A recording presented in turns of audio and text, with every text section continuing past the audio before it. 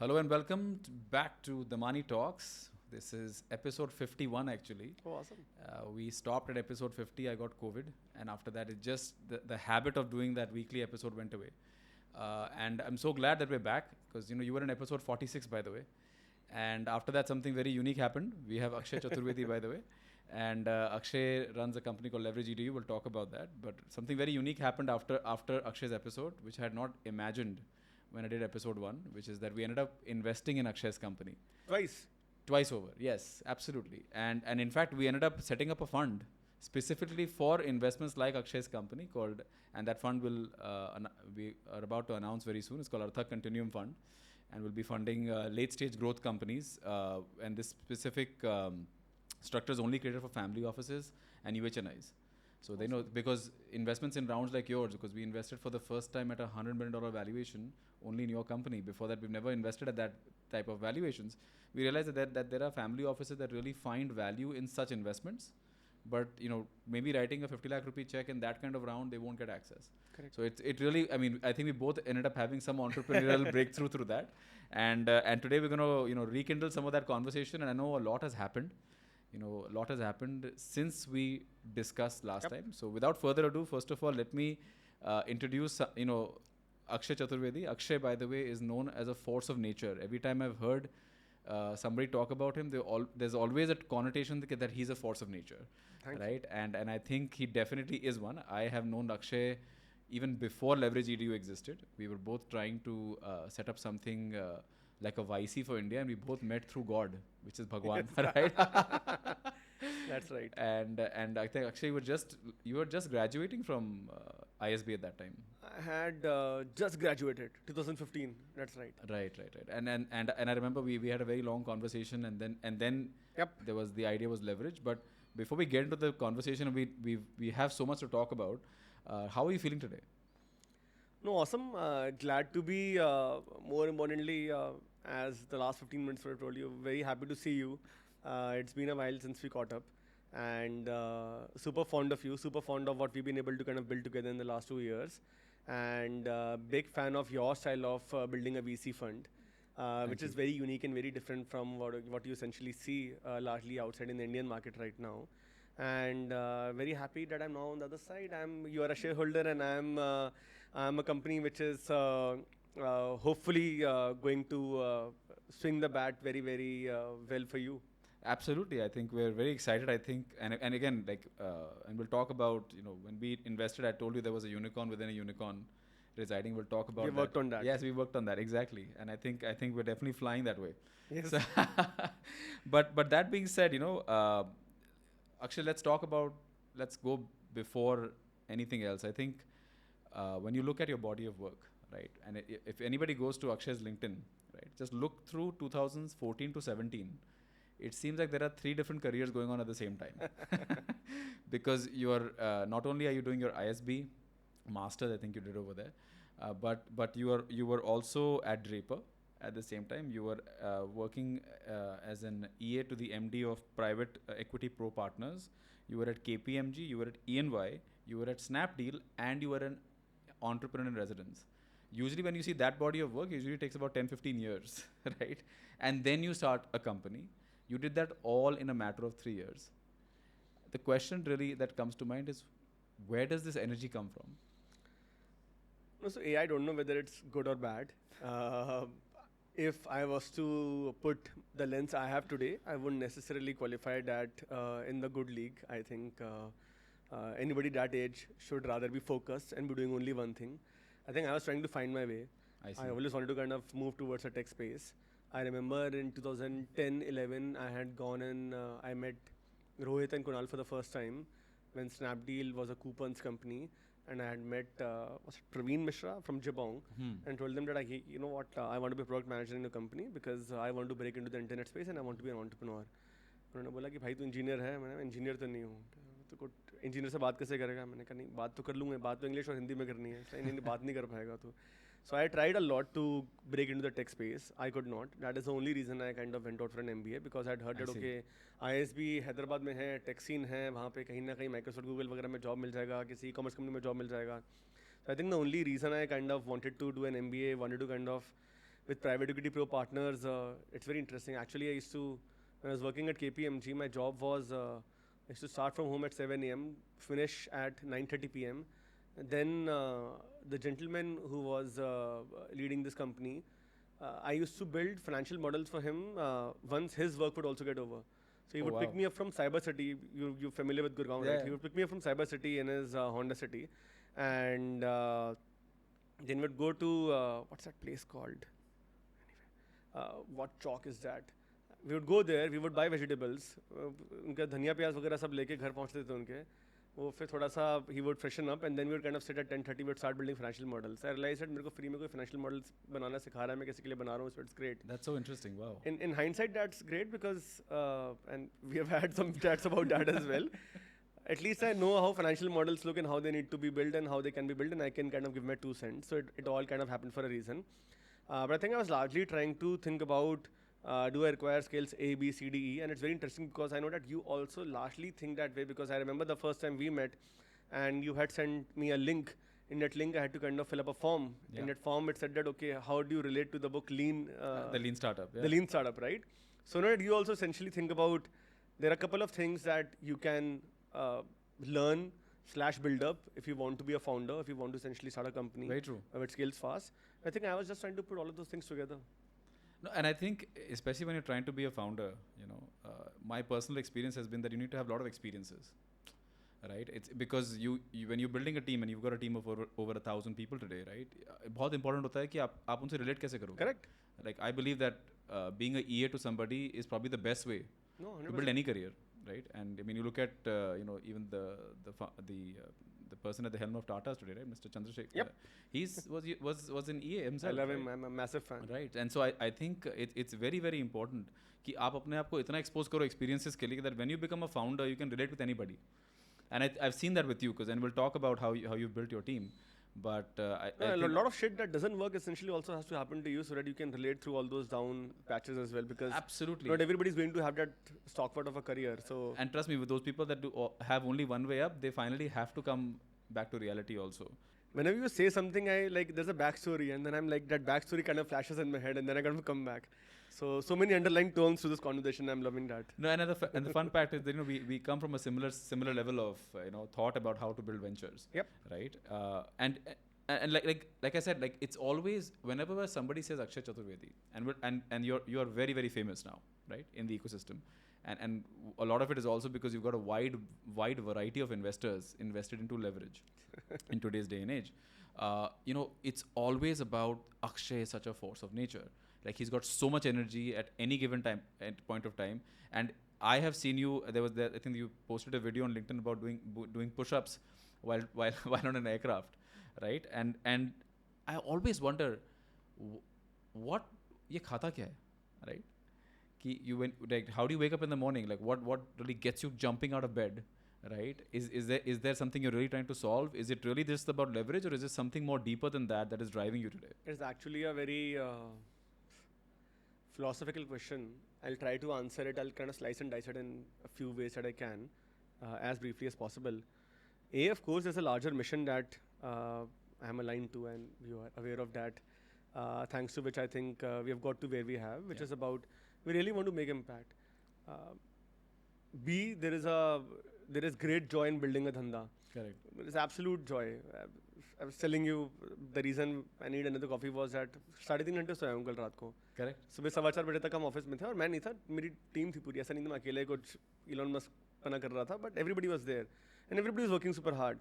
And since you said you wake up in the morning, so when I woke up in the morning, there was a certain, and we spoke about this, there was a draft email in my head that I had kind of started typing in my head कि अच्छा ये लिखना है, ये लिखना है. And there's a draft Excel sheet in my head that ये वाले points cover करने हैं. So I think I never feel like I'm working X number of hours or like in a certain way. It's just pure joy. Like if I won't do this, I think I can't survive. So there is great joy in kind of building a business. That of course gets, there's a layer of the fact that what we're doing for a living, it's kind of helping somebody. It's helping somebody achieve their dreams. It gives us enough chance every other week to reflect on whether we're doing it the right way or not. Correct. Because I have folks who, because I'm accessible, because I'm because I'm out there. Even though I have 1,000 people plus team, if something breaks down, people write to me because they feel that they own a piece of me. Correct. And like my Instagram DM is now like, I have so many students that I speak to every single time I'm in any city in the world. I do a small get together of sorts, and we have like 150, 200, 250 लोग जो इकट्ठे हो जाते हैं, and we talk about how to kind of crack jobs here, what's happening in India, where are the opportunities right now, what sectors are essentially in focus at the moment. So you essentially are kind of playing it 24 into 7, day and night, day out. And when you kind of see it through multiple hoops and multiple cycles, as now you have also kind of seen multiple cycles in the business, you've been an investor for a couple of years, you start to realize that you are not in the business of compounding numbers. That is going to happen, but you're in the business of compounding lives. And when lives compound, how you feel for that 1 minute, every single time one life compounds and they write back to you or they meet you and they say thanks, that kind of just carries you forward for the next many weeks together. So if you don't mind, I'll kind of just, this thing that came to my Instagram DM, I think just this morning. Please. Somebody wrote in, Surya Shiv Kumar, want to meet you in London, sir. I'm a Leverage student. You sent me here. I'm totally satisfied with what I'm doing. You're such an inspiring being. I want to meet you, sir. We're going to take a screenshot of that. मतलब मज़ा आ गया. मतलब और ऐसे message ना हफ्ते में कम से कम आ जाते हैं 15-20. और ऐसे भी लोग आते हैं जो बोलते हैं कि मुझे ये ठीक नहीं हुआ, मेरा वीज़ा नहीं आया टाइम से, मेरा लोन नहीं आया. और उसमें मतलब I always teach my team as well, and I think my team also does a great job at this right now, that कोई फ़र्क नहीं पड़ता आप कौन हो, क्या हो, किसी को फ़र्क नहीं पड़ता डेस्टिनेशन आपकी क्या है. सामने आने के लिए आप एक सर्विस हो, आप एक प्रोडक्ट हो, या तो आपने ठीक से दिया या नहीं दिया. Correct. So then you essentially you just very humbly, चाहे कोई कुछ भी बोल रहा है, very humbly always use the hand emoticon. इतना अच्छा एक व्हाट्सएप पे इमोटिकॉन बनाया है, इंस्टाग्राम में इमोटिकॉन बनाया है. Always use the hand emoticon, use it excessively and say that, hey, you know what, apologies, this doesn't work out the way, and you kind of just try and fix it. I have seen the best relationships I've built out are by me be apologizing to people. It's crazy. And then somehow अगर कोई बोल भी रहा होता है ना कि मेरा ये ठीक से नहीं हुआ है, and it happens because we're running a B2C business. Today we are enrolling 120 students every single, I told you, 90 in UK and 30 in US. We are enrolling about, and कुछ Australia, Canada भी. Enrolling 125 students हम हर दिन enroll कर रहे हैं आज की date में. तो 100% तो हो ही नहीं सकता ठीक. तो कुछ 1-2% जब होता है और वो बच्चा करीब DM करता है, तो उसको आप बड़े विनम्रता पूर्वक आप उसको हेल्प करते हो, एंड वो फिर ना आपका फ़ैन हो जाता है फिर, क्योंकि वो देखता है इसने मेरी ज़िंदगी में एक बहुत इंपॉर्टेंट चीज़ थी जिसमें इस आदमी, इस औरत ने मेरी हेल्प करी है. And that compounds, and when that compounds it comes back, and then they essentially are more than happy that, you know what, forget my video, I am gonna go to my college and make 10 videos for you. I'm going to put this out on like these 4 other forums. I told you, right, when we was kind of catching up outside, customers into fans. 67% of our acquisition was organic. It has not happened because of just tech interventions or because we said it, okay, we are for being able to foresee content. It has happened because we genuinely want to help the customer every single week, every single month, and every single day and every single hour as well. And I think that needs you to fall in love with the mission of what you're building. It cannot happen any other way. And in fact, I was gonna point that out, that when you were talking initially about, you know, what gets you out of bed, you never talked about the business, right? You were talking about a mission in life, right? And I think in many ways, the best entrepreneurs are the ones that are not worried about ki dhanda kya hoga. But I have a mission in life. I will make it happen. You could have given me education. I would have done fantastic with it. If you could have given me fintech, I would have done amazing with it. Guess what? If you gave me space tech, I would have still done amazing with it, right? That said, Anirudh, I also somehow feel, and very kind of you to use the words that you did, I somehow always feel that this is naturally kind of comes to me, right? But I feel because of this, I sometimes feel that the basic, and you know how focused we are, how granular we are, right, as a company. I somehow feel that always gets overshadowed. लोग बोलते हैं अच्छा तुम वहाँ पे 3 event में थे, अच्छा तुमने वहाँ पे उसको पिच किया, आपने जैसे बोला तुमने पुशअप किया, वो तो मजे में किया पुशअप, बट उससे पहले हम काम ही कर रहे थे 18-19 घंटे. So I think that gets overshadowed, and I somehow always try to, when people reach out to me and they say that हम एक ये कर लें, हम जाके पैसा रेस कर लें, बोलता हूँ मतलब no, just be granular, just sit in office and kind of work for 18 hours a day, because there are no two ways about it. So I somehow am also kind of trying to tell people these days that okay, this is all great, and maybe my thing is that when people are saying force of nature, thank you so much, but I want people to say that he's also very granular, he's also very focused, he knows his numbers in and out. I know all my input metrics to my output metrics and entire funnel, like for all of my businesses, for all of my different channel-wise split, like to my heart. And I think that is more important than being a force of nature. and maybe both of those things maybe go together, and you know. And sometimes I feel ki, you know, see, as you get bigger, obviously you cannot be as in granular control of everything, because then you become the lid on the I think yet it's important in some sense still to Agreed. be very, I very. just think you need to probably, you know, hand over those responsibilities to people who are better than you.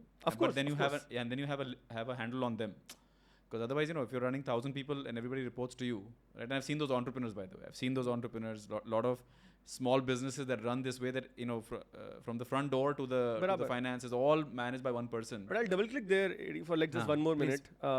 वहाँ पे my view is that suppose अगर 10 DRs आपके 10 direct reports हैं, तो भले ही आपने responsibility इनको दे दी और वो पूरा का पूरा रन कर रहे हैं, बट क्योंकि आप कंज्यूमर को इतना डीपली समझते हो, उसके मतलब नस नस से वाकिफ हो, तो भले ही वो आदमी स्लैश औरत that very capable better than you leader will be able to do 90% things better than you, Of course. there is still going to be that 5% 10% that will be oblivious to everybody else in the room, and that only you can look at And somehow that, always. and that is always the entrepreneurial ability, right?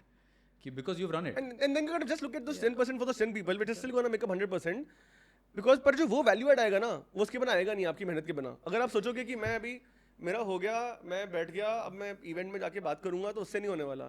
तो वो 10% सबको उठाना भी जरूरी है, क्योंकि then that person will also respect you.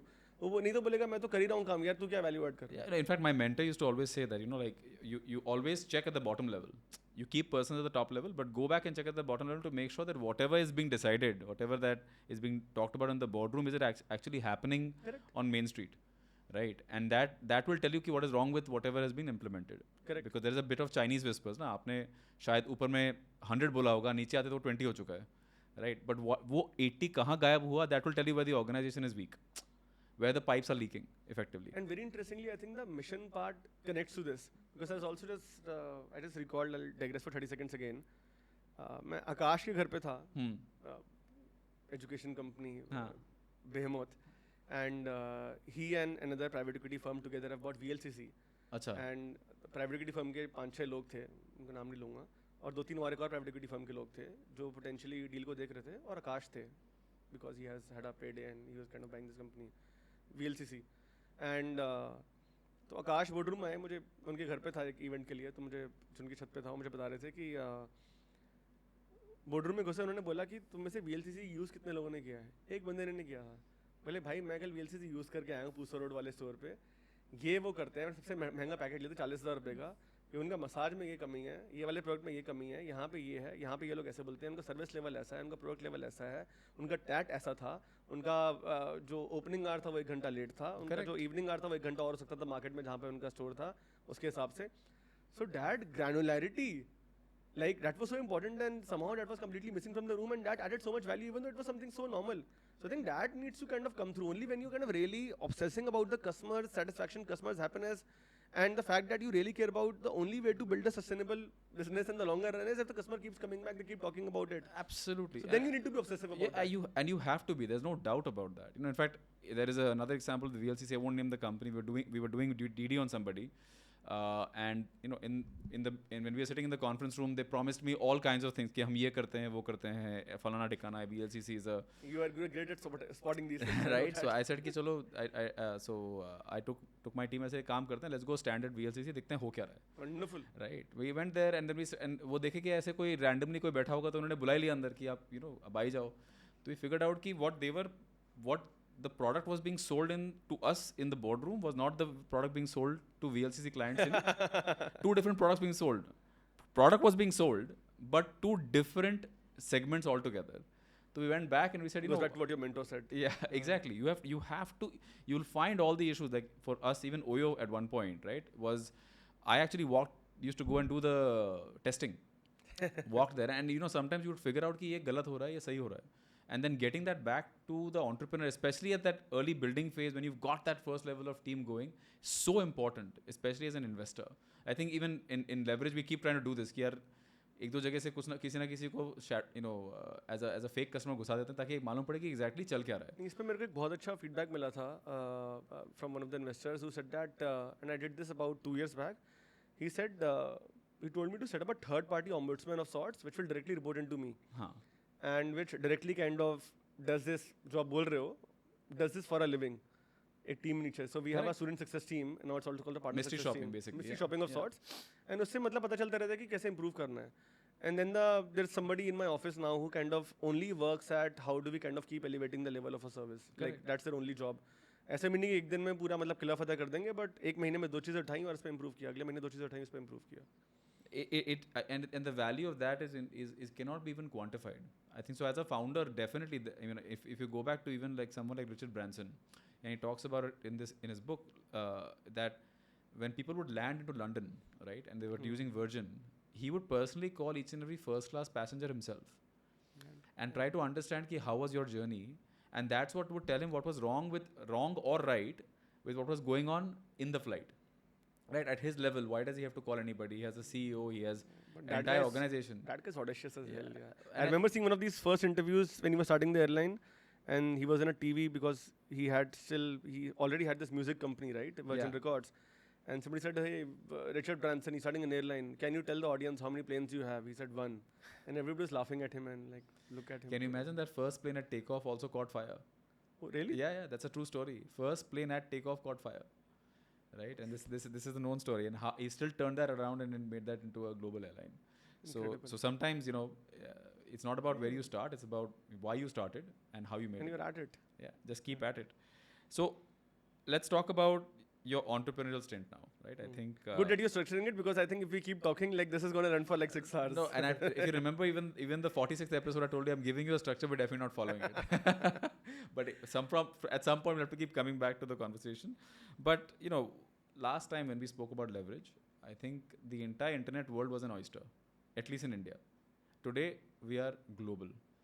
The Indian internet population has blossomed, right? We are probably 4 times bigger than where we were 2-3 years ago.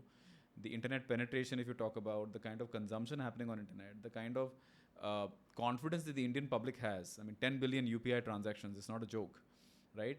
All of this has happened in the last 2 to 3 years, right? Now, when you were starting Leverage, and if you think about 2017 and what you might have thought about what 2023 will look like, do you think you had ever imagined a world where there would be 10 billion digital transactions in India, and the kind of traffic you're getting from unknown towns like Khanna? We talked about Khanna, Punjab, right? Did that ever cross your mind कि ऐसा कभी होगा? 7 साल में ऐसा हो जाएगा कभी? So, the look on my face is because I want to give a 2-part answer to this again. A, of course, no.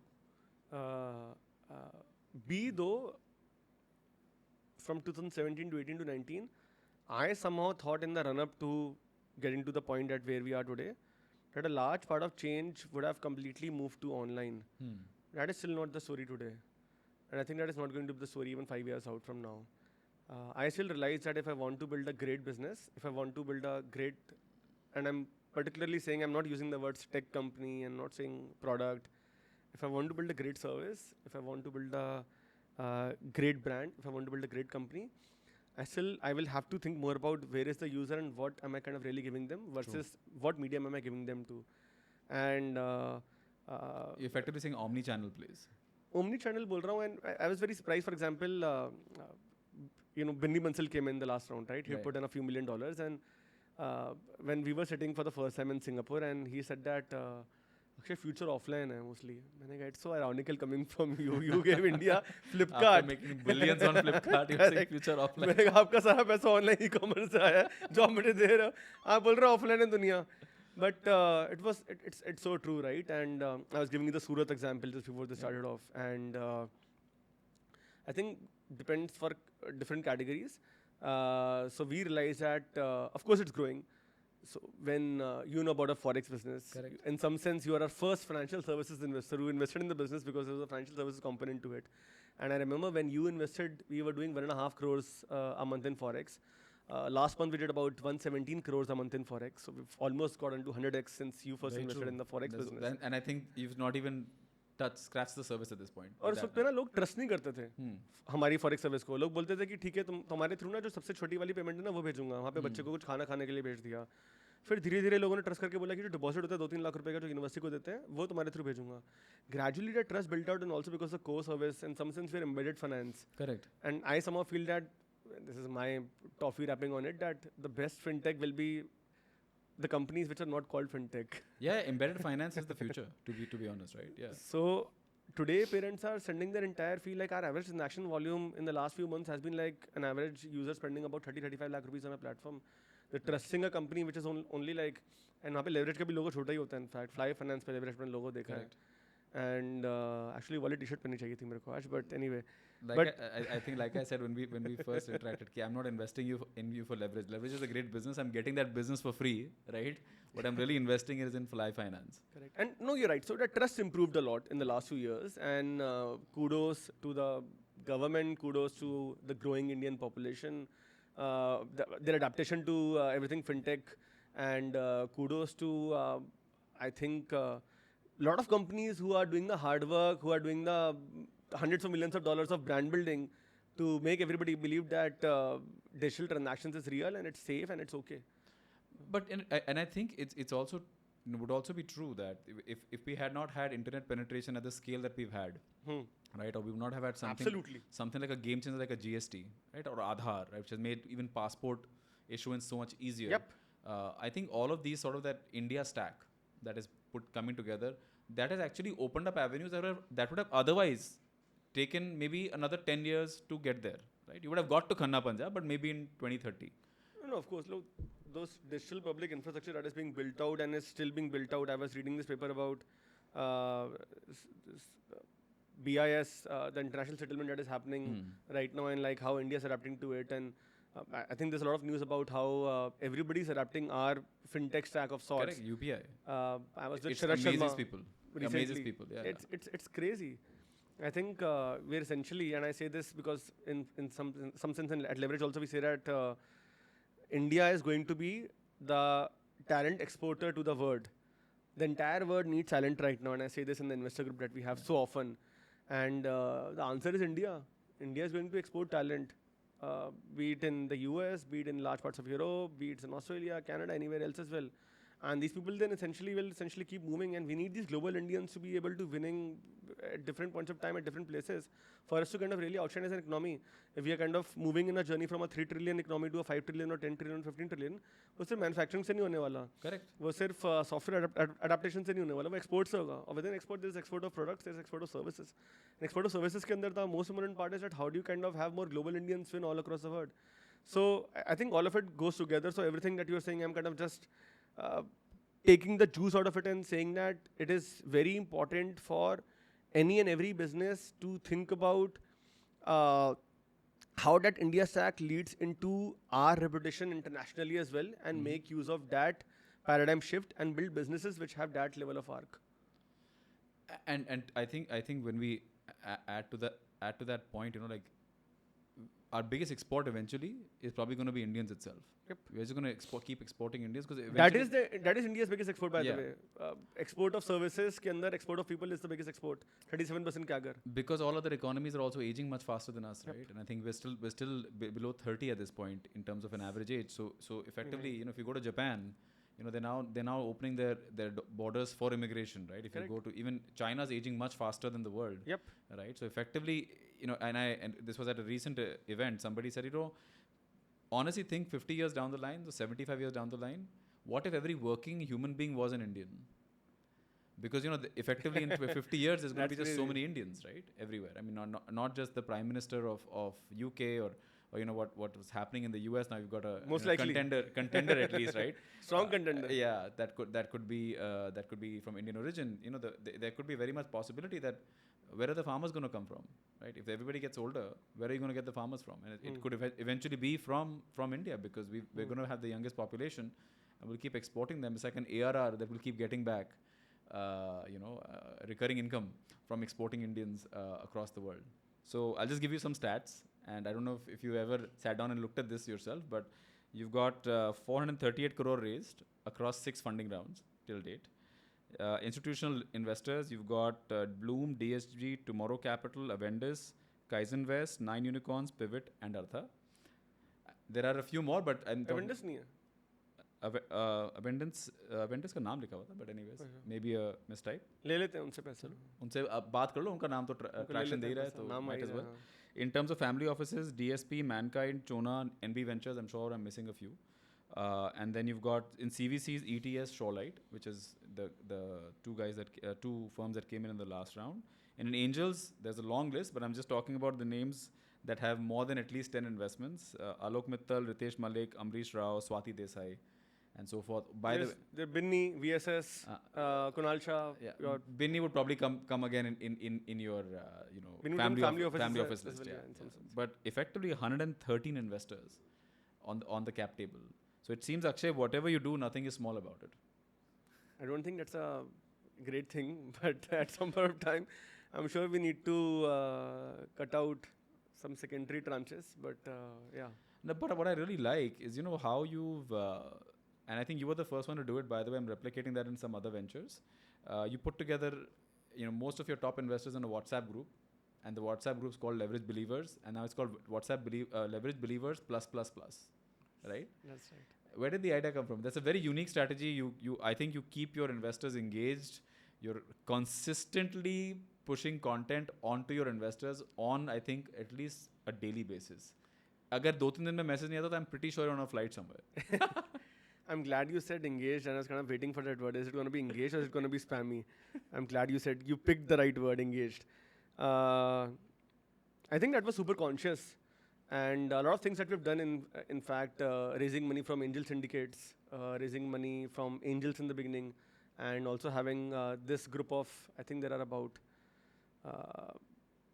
between all of you, 10 or 11 institutions only that are part of that core WhatsApp group. And I think that gives me a chance. And I think I'll tell you multiple things that have happened always, which tell me that that's a very useful group to have. Correct. A lot of times, for example, on every post that I put out, 1 or 2 people will respond out of the 11 institutions that are out there. But I know that everybody is reading. And somehow I'm parking some information at the back of their head. Correct. So remember at one point of time when Sajid used to be on my board from Bloom Ventures, and he used to engage more, and Karthik was still part of the group. And I had put some figure. And then 3 weeks later, Karthik made an introduction for me to some US-based investor, which, by the way, led to a lot of other things later and got us some capital. Saying that Leverage is doing this. Recently, they did this. And that came from that WhatsApp text. He had not responded to me. He had not responded on the group. But it was parked at the back of his head that we had done XYZ thing. And he used that as a layer to make that introduction for me, which kind of just set the ball rolling. So, you know what? I'm essentially parking Leverage at the back of your head. And you guys as investors, you are like, you are everywhere. You are speaking to people who matter. You are speaking to people who essentially can change our fortunes as we move forward as a company. So I owe that to all my colleagues. I owe that to all my stakeholders who are not in that group as well. And I owe that to all of you as well, that how can we kind of put the best foot forward as a company. And when I think, how can we put the best foot forward, that we essentially includes like us, other stakeholders, and a lot of other folks as well. In fact, you brought up a very interesting point, right? I think most founders, right? And the good thing about the communications is not always positive communication. We're always trying to push out. I've also seen some open-ended questions you put out where you're really looking for feedback. Challenges, asks. Yeah, and I think what happens, and this is a very many pattern देखा हुआ है. Founder अच्छा कर रहा होगा ना तो monthly report हमेशा आती रहेगी. Monthly report, WhatsApp report, सब मिलेगी आपको. Things start going bad. Suddenly the reports stop coming, right? And that's usually a time for us to reach out and say, what's wrong? But I've not seen that with you. In fact, if you ask me, you've leveraged your investors exactly the way they should be leveraged. Because at the end of the day, you have family offices, you've got your CVCs, you've got your angels. Each one of them has a utility. But effectively, if you look at the institutions, right? If you look at a Bloom, you look at DSG, we're probably the guys that are meeting, 100 new people every single month, whether they're LPs or whether they're other fund managers. And you're essentially loading our lips by consistently feeding us information that other guys are not. क्योंकि हमें भी तो कुछ बोलने के लिए चाहिए ना. जब तक आप कुछ I can only tout a presentation that I saw 6 months ago for so long. But when you give me live data, and वो मेरे दिमाग में है, right? This is the lesson for all founders, right? Guess what I'm going to be parroting the most? Is the most consistent and available data that I have. Unfortunately, I don't see that with a lot of founders. They tend to somehow feel कि वो information अगर उनके पास रहेगी, तो it's better. But honestly, if you give it to your investors and give them a chance to boast about you, which is what Karthik did, right? It will actually open up doors that you could not have even imagined, And I wanted to understand, was there somebody who pushed you to do that? Or where did this come from? Because it's a very new thing. I've not seen this before investing in you, I've been in the ecosystem for 10 years almost. but you were one of the first ones to actually put together a group. I think you also put it together around 2021, right after the last round. No, actually, Anirudh, this group existed since 2017 when we took Oh, the really? first 20 lakh rupee check Acha. between 3 people. Then Bloom and DSG came onto the group the next year because they led the first institutional round. And it was a board chat group in some sense. And then I think after A and B, I realized that, okay, let's just kind of open it up and have more stakeholders come in because everybody's going to add some value. So I'll tell you and very kind of you, but I'll tell you my lens of how it seems to kind of add up for me. There's a macro and a micro. There's a macro vision that public company banani hai, public company build करनी है, और अगर वो होगा तो and I tell this to my team very often. कल हमारा 15 घंटे review था, first Monday of the month. I said that we don't want to build a Lalaji company, right? Tomorrow somebody's gonna buy your share for 100 rupees and he's gonna throw a slipper on a bunch of us who haven't kind of put the right numbers for this specific part of the business. And we'll have to just humbly accept that, and we'll have to kind of say that, okay, why did we not kind of, if we put that number on the plan out there, how did we not achieve that? And we'll have to kind of, just like we respect our customers, I think there is a lot of focus on Jeff Bezos ने बोल दिया customer obsession, तो वो customer obsession आप कर रहे हो तो customer obsession के साथ तो मेरे को सेकंड चीज़ रियलाइज हुई थी कि टीम ऑब्सेशन भी होना चाहिए. ऐसे नहीं कि टीम मतलब टीम को आप मार दो सिर्फ कस्टमर ऑब्सेस कर लो. You have to play team first as well, just like you are playing customer first, and same time you have to play stakeholder first as well. Make sense, right? So stakeholder को भी, for example एक ये outlook आता है, sorry I am digressing a bit but I will come back to where we are, कि company public करनी है तो कितने कहाँ पे पब्लिक करनी है, एक number.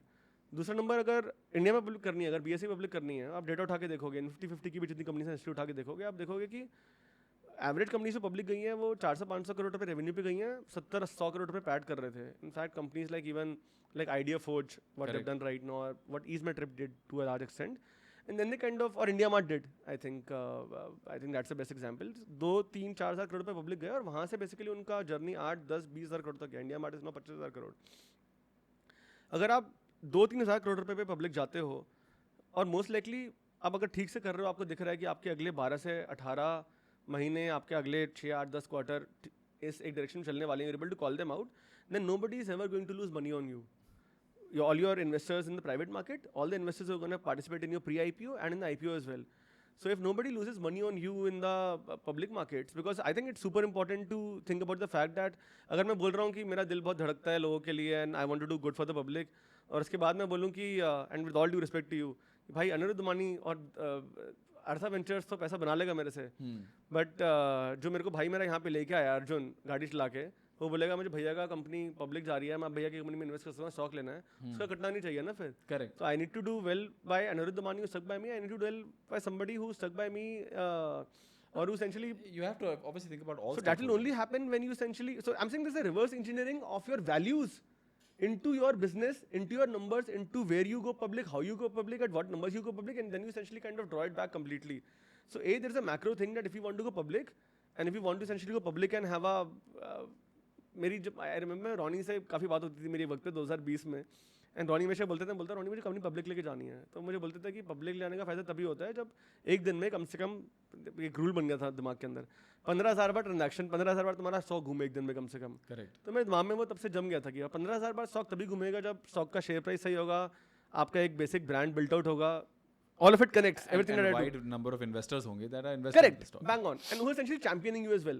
So that will only happen if you essentially are also building that rhythm across your whole company, because tomorrow I might be there, I might not be there, but if that rhythm is there, that we are a company that overshares, that over communicates, and अच्छा हो रहा है तब भी बताते हैं, बुरा होता है तब भी बताते हैं, ट्रांसपेरेंट हैं, कॉन्जर्वेटिव हैं, एंड आपके पैसे को सेव रखेंगे, because in some sense I am also wealth manager as a founder. आप बता रहे हो 450-470 करोड़ रुपए जो भी हुआ है, तो मैं वेल्थ मैनेजर हूँ, मेरे घर पे नहीं है वैसा, मैं मैनेज कर रहा हूँ आप लोगों की wealth in some sense, and we are making sure that compounds, the student lives are compounded, that money is also compounded, people's careers who are kind of investing their hard work 18 hours a day, 7 days a week, that is also being compounded. That will only happen when there is transparent communication. So A, there is a macro. B, there is a very selfish micro, because and I'm not saying this, I'm really not saying this because I don't think I'm the most intelligent person in any room that I enter, right? But I always try to make sure that I am the hardest working person in any room that I enter. And I am always thinking about एक मेरा दूसरा बायस भी आ जाता है क्योंकि मैं ये दिन रात कर रहा हूँ. Correct. So hence, and you were referring to some of these chats as well. I'm always hence also kind of asking questions, and I'm kind of laying it out to say that how do you think this can be done differently? Am I missing something? And that is a very selfish way of kind of thinking how my business can improve. Something as simple as I was telling you, we used to move our funnel in a certain way. पहले कोई आके इतना part करता था, फिर दूसरा कोई part इतना आके करता था, and we said okay. But ये दोनों टीम्स के बीच में जो टर्न अराउंड टाइम था, उसकी वजह से स्टूडेंट का थोड़ा सा इनकन्वीनियंस हो रहा था, 1 से 2 दिन का. और यहाँ पे हमने रियलाइज किया कि हमारी फंडल फट रही थी थोड़ी सी. So okay, can we merge the team, can we run this pilot. हमने 1-2 लोगों से फीडबैक लिया जिन्होंने यही सेम चीज़ किसी सास कंपनी में देखी है, किसी ने ये चीज़ CPG में देखी है, किसी ने ये चीज़ किसी फिनटेक में देखी है, which is more B2C. And all of that advice helped us do this basic pilot. And over time, I think what has really, I don't know if I can say this right now, but whatever has, I don't know if we have excelled, but at least we have got to this 100 CR plus revenue kind of standpoint as a company, 200 CR revenue hopefully next year. We have got that, we've gotten there by doing a lot of pilots, a lot of experimentation. And even right now, this is not about like pilot does not mean that kind of change the entire company overnight. Pilot means कि छोटी-छोटी चीजें अलग-अलग कैसे अलग-अलग चीज़ों कर सकते हो. And that only happens when you surround yourself with very smart people and you're open to their feedback and you अगर 2 बातों पे पुशबैक करोगे और 3 बातें आप मानते भी हो और देखते हो कि अच्छा ये 3 बातों में ना सा आपकी ये 2 बातें सही थी, एक बात सही नहीं थी, डेटा बोल रहा है, और ये 2 बातें लेकिन सही थी. And thank you so much. और जब मैं आपके साथ भी वो सेम चीज़ करूँगा ना, तो आप बोलोगे ठीक है, 5 पे इसने 2 पे पुशबैक किया, 3 मानी, 1 तो डेटा ही गलत बोला, 2 पे इसने मेरी बात मानी. You will also engage more with me the next time, and you will be more than willing to. Some of my most value-adding investors on the cap table who have been there with me for the last 5 years are people who, on a continuous basis, I spar with them. But there is so much trust and love built out that next morning we kind of wake up and say that, okay, I love you too. But that sparring is so important part of the relationship because उसके बिना मतलब वो that level of trust will not come through for we to do the changes that we need to do in the company every single day to get better. I think you brought up a very interesting point when you were just talking about this, right? Sparring. I think you, because आपके पास ये अलग-अलग sets of investors है, right? You've got the angels and some of them also founders. I think Akshay is also an investor, Chaturvedi, right? Akash is also an investor, I believe. And then you've got, then you've got the family offices, then you've got the institutions, and now you've got the CVCs. How are you leveraging each kind of investor, and what kind of leverage are you getting out of them? Like, obviously you're not going to talk the same language that you would have, let's say, with a Bloom, with an angel, because, both of them would have very different thought processes on how they see ventures. But how are you doing it? Because I know you are. I just want to understand how. Like, how are you leveraging, let's say, a family office? We're talking about one of them right outside. Let me give you some specifics, right, without going into too much detail. For example, we talk a lot about fly finance. Yeah. I think no other investor on my cap table pushes me or questions me enough about the fly finance piece of the business. And I very, very, very strongly believe, which is why I believe that it's a unicorn within a unicorn, right? I would rather say a public market 8,000 crore company within a public market 8,000 crore company. Just like that, Tomorrow Capital came just around a Series A. They don't have a great investing history. उन्होंने तब शुरू ही किया था उससे 1-2 साल पहले. But they have been super helpful in terms of us helping build the right processes, helping us kind of, for the first time we started using a CRM when they came through. For the first time we started having a basic SaaS tool through which all our hiring happens. So they built out the processes at that time, which was kind of really important. Today, the kind of investors I have on my Series C, one of them is a massive, massive connector. ETS does $1.5 billion in revenue. They have absolute respect. I was in Thailand. I wrote to the global CEO, who's become a mentor of sorts. That मुझे ये 10 लोगों से मिलना है, 6 लोगों से मिलवा दिया उसने, मतलब 2 दिन में, मतलब 24 घंटे के गैप के अंदर. And I could these were people who were the absolute hotshots in Thailand. And the same thing happens when I go to Singapore. Same thing happens when I go to some other place as well. So the network comes through. Shorelight, which came in, which is really helping us build out the US leg of the business. They understand the granularities of building a higher education business like few people do. They're building a $250-270 million revenue business right now with a 60 million EBITDA. So the kind of, and I'm working with a person who scaled $0 to $100 million in China for them in 3 years. Wow. So when I work with her, मेरी उसके साथ हर Thursday call होती है शाम को 7:30 से 8:30. The pace at which she works is crazy. It's crazy. I learned so much about operating my business in a better way with her. And then you, of course, go back to a DSG, which has a brand overhang, and you kind of go back to Bloom, which is looking at a lot of things. Bloom essentially, next week Bloom is making me meet 8 different bankers and saying that if you really want to go IPO, Akshay, if you're really serious about this, you keep talking about this, we're going to be in Delhi, we'll sit with you in the room, we're going to set up 8 meetings with these pre-IPO bankers. You start thinking about how you want to kind of do it, what do you kind of get, what do you need to do right now in the next 15, 18 months to kind of get ready for it. And so yeah, when I think about all of these things, and now I'm kind of going into some specifics, and same thing with family offices as well, right? They've made the connections that they have, or come up with advice, or come up with a GTM in a different territory. I think in some ways family offices can open more doors than us Absolutely, absolutely. This specific person that we're talking about, they've opened doors for me on fintech. They've opened doors with a very large family for me in Gujarat. Same thing in Kolkata. And that wouldn't essentially have happened if you wouldn't have made the introduction between me and this family, and they wouldn't have essentially come on board as an investor. So I think it all comes together. It's funny thing that I got introduced to you by Bhagwan. So just look at the chain of events. Correct. So I'm saying, just kind of close that thought. Now when I think of it from that perspective, I cannot take the company from point A to point E without all the support that I have. So my core job, essentially, as Steve Jobs used to say, is to kind of put the orchestra together. And how you kind of structure it out every single day, how you communicate well, how you over-communicate well rather, becomes the most important part of the entire puzzle. And and I think it also shines through because when you went out to raise money, this is your last round that you completed in June of 23, right? Yep. And not the best conditions to raise money, I would imagine, right? Because you're in EdTech, at least you're clubbed in EdTech, whether you like it or not. And all the issues that are going on over there. Plus the tightest funding conditions was in June. India is a lot better now when we're talking about in September, October.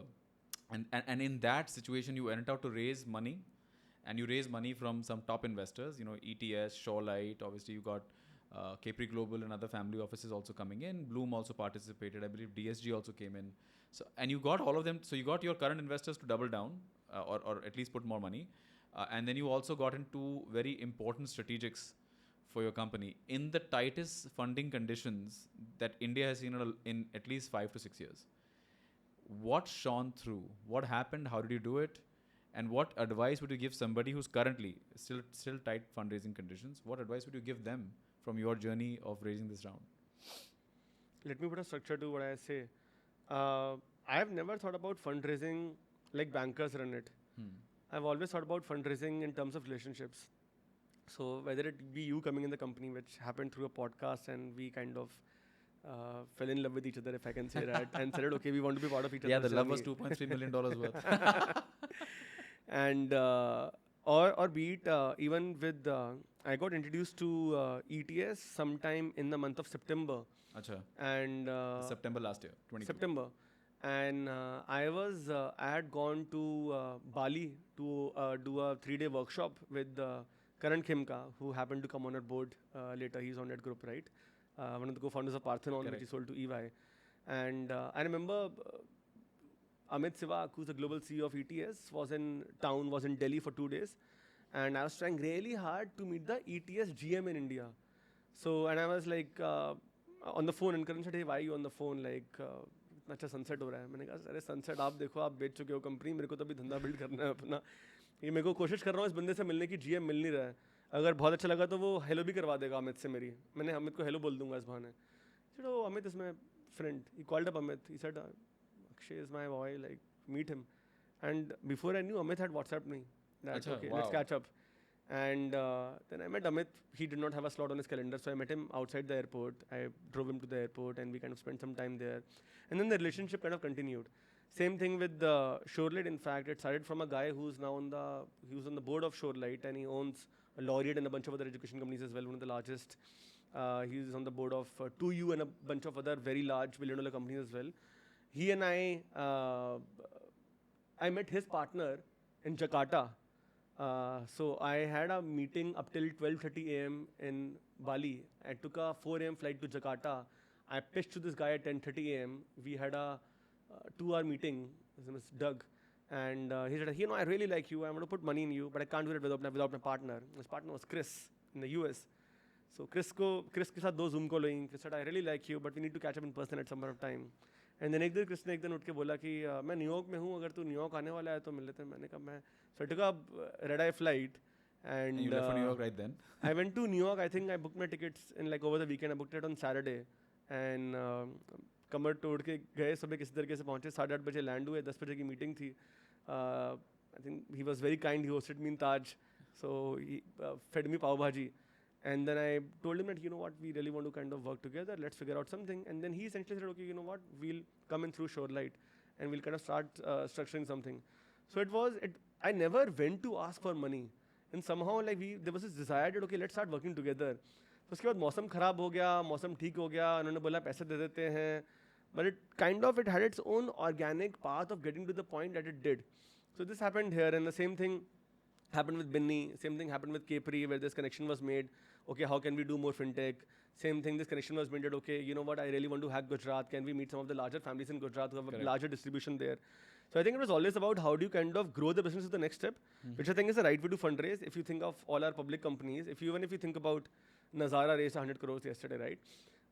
People never raise money to kind of say that, अच्छा ये अगला B हो गया C कर लेते हैं, C हो गया D कर लेते हैं, D हो गया E कर लेते हैं. It was about, okay, I need money to grow this next leg of a business. For me, it was about growing the US leg of a business because that was super important in our next phase as a company. And second, was very important for us to say that grow the fintech piece of our business, which had almost found feet, but we kind of started to kind of walk and run on it then. So we wanted to kind of get that coterie of investors. And we played it out organically through those 6 to 8 months, and we were able to kind of crack it. Of course, that said, the market being hard, it was as hard for us as it was for anybody else. There was way more due diligence than I would have ever seen in my life. Lasted for a good 4 months. I think लोगों को पुराने employees, कोई professor किसी को आता था, तुम्हारे बारे में phone आया, तुम्हारे बारे में phone आया, तो I don't know how many agencies were like on top of me. I don't know if my WhatsApp was looked at as well. So there was great diligence that happened. Documentation took longer. Yeah. Every clause was negotiated till like Kingdom nobody's come, tomorrow. yeah, It was hard. I wouldn't lie if I would think that अभी close हो जाएगा, उसके बाद 2 हफ्ते हो जाते थे. I would think अभी close हो जाएगा, अभी 2-3 हफ्ते और हो जाते थे. It was about to kind of get closed in the end of April. It took kind of almost, it took 6 weeks And it more. doesn't help that there were 113 investors. Who Exactly. And then like a lot of people took time to kind of come back with signatures as well. That took about 3 weeks as well in that 6 weeks. And we're trying to kind of move everything in parallel. So of course it was hard. But when I kind of, as soon as it finished, it was not happiness, it was just relief. And it also felt, there was some level of pride, not because you had raised the money and there was money in the bank. There was some pride associated with the fact that the ecosystem, whatever it has kind of gone through, so if you've gone through that heavy level of diligence, if you've gone through that level of documentation, and now you've been able to bring in these credible people, it means that like, okay, we are great. Now we need to maintain this. Correct. Now we need to over-communicate even the more. foundation you've built, and now you take it. Correct. Take it Now from you there. over-communicate even more. Now you engage these people, and now you ensure that you kind of set this as a foundation, like you said, to kind of get to the next piece in the race. And I think that's where you're going to start with this monthly newsletters again. I think those On are its game way. changers. Those are game changers. I personally have utilized them for Fund 1. And I can't tell you that I can't tell you the importance of that or express the importance of that well enough, because when we had to go raise the last 50 crores that was left in the fund, all it was required I was, remember we spoke around that time. right, I told you that all it required was putting this on the newsletter that we've got 50 crores left to raise was done within a week. Because people were already so much engaged in the story, because you sort of gave them a story every single month. Correct. And they could see it build that people just emailed back saying कि मेरा 5 और add कर दो, मेरा 3 और add कर दो. And that was it. Our Fund 1 was 80% raised from internal sources. We barely got any outsiders raising money from us. Even Fund 2, when we started the Select Fund, I think we got the first 125 crores just on one email. And I think it really helps. And it's become difficult, right? As you become bigger, it becomes more and more difficult to put down your thoughts or have that time in a month. But now, I'm also getting back to writing that letter every single month, because I've missed it out for a few months here and there. And I realize the importance, because you're channelizing all this thing that, for example, what even you're doing, there's so much going on, and you got to put all of that into a simple one-pager and try to continue explaining your business in a very simple... It helps you more than anybody else. You would not you would not imagine. It's like a car, right? Imagine when you're driving a car, there's multiple things going on. There's if you have an ignition engine, there's all kinds of combustion going on over there. There's 4 wheels turning. There are so many sensors telling you which tire has how much air, how much oil pressure there is, and everything is simply laid out for you on the dashboard. Imagine if you had to look outside the car and see whether which wheel is going faster or slower. Correct. How much easier would it have been to drive a car? And I think that's what the entrepreneur has to do, right? I think his job is to take something very, very complex and make it so simple that any stakeholder, whether like you said, whether it's the guy who drove you over here, or whether it's the head of Bloom, one of the top leading institutions in the country, each one of them can understand what's going on in the business, be emotionally attached to it, and understand that on one page. And know that it's, I think जो आपने पहली बात बोली 10 minute पहले, understand that it's coming from a place where everything is super honest and transparent. Yep.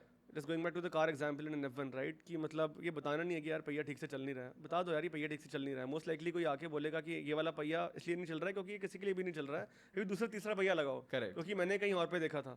So most likely that is going to happen, and I think that's the beauty of the wide paradigm within which investors operate. Not coming back and saying something is not working, and chances are that, you know, like you said, because of you've got such a big number of investors, you utilize their experience. Correct. Because they've probably seen it somewhere else. Especially family offices, they've probably tried it themselves. Correct. You know, some of us are finance managers. You know, I'm an operator on VC, but even then, I have probably seen something, or a family office has probably seen something that you could leverage on, because जो गलती आप करने जा रहे हो already कर चुके होंगे. Absolutely. So definitely take your mistakes out and talk about them again and again. But Super. Before LeverageEdu became LeverageEdu, it was called Leverage. It's called Leverage. And I think we did a pitch session back then. Let's talk a little bit about that, right? I think what was Leverage and why did it pivot to LeverageEdu? In the most easiest way, domain name नहीं मिला था Leverage का, but in the beginning we said that. So I was absolutely obsessed with in my own journey I realized that because at that point of time success की definition बदलती रहती है of course आपके लिए. तब लगता है कि यार business school में admission मिल गया, यही success है एक तरीके से. या लाइफ में 25,000 35,000 रुपये की सैलरी मिल गई, वो सक्सेस है. कभी 1 लाख रुपये की सैलरी मिल गई. I'm just taking you back. I remember I saw this note that I had written to myself when I was 16 years old. It was a 2-pager. When you were 16 years old? When I was 16 years old. Oh wow, okay. इतने ज़्यादा बड़े सपने थे नहीं, तो उसमें लिखा था मुझे क्या क्या करना है लाइफ में. तो मैं लिखा था मुझे 5 लैंग्वेज सीखनी है जो मैं अभी तक सीख नहीं पाया हूँ. इंग्लिश हिंदी में बात करके घूमता रहता हूँ. और ये कोर्स करना है, इतना परसेंटेज चाहिए, 12th में मेहनत करूँगा, अकाउंट्स में इतना आएगा, इकोनॉमिक्स में इतना आएगा. यहाँ से MBA करना है. MBA लिखा था मैंने ISB, क्योंकि 2006 में जॉर्ज बुश इंडिया आया था. अच्छा. और वो 2 दिन के लिए आया था, और उसमें से वो 6 घंटे ISB गया था. तो I always wanted to go to ISB. पर एंड में मेरा सपना था कि ये सब करूँगा ना तो मुझे 1 लाख रुपये महीने मिलेगा. इंटू 12 मैंने किया हुआ था 12 लाख रुपये. और उसके अंदर मैंने स्माइली बनाया हुआ था, ट्रॉफी का इमोटिकॉन बनाया हुआ था. मतलब 12 लाख रुपये महीने जिस आदमी को मिलेंगे उसके ऊपर उसको क्या चाहिए. लाख रुपये महीना, मतलब कितनी बड़ी बात होती है. And then your goal post keep shifting, right.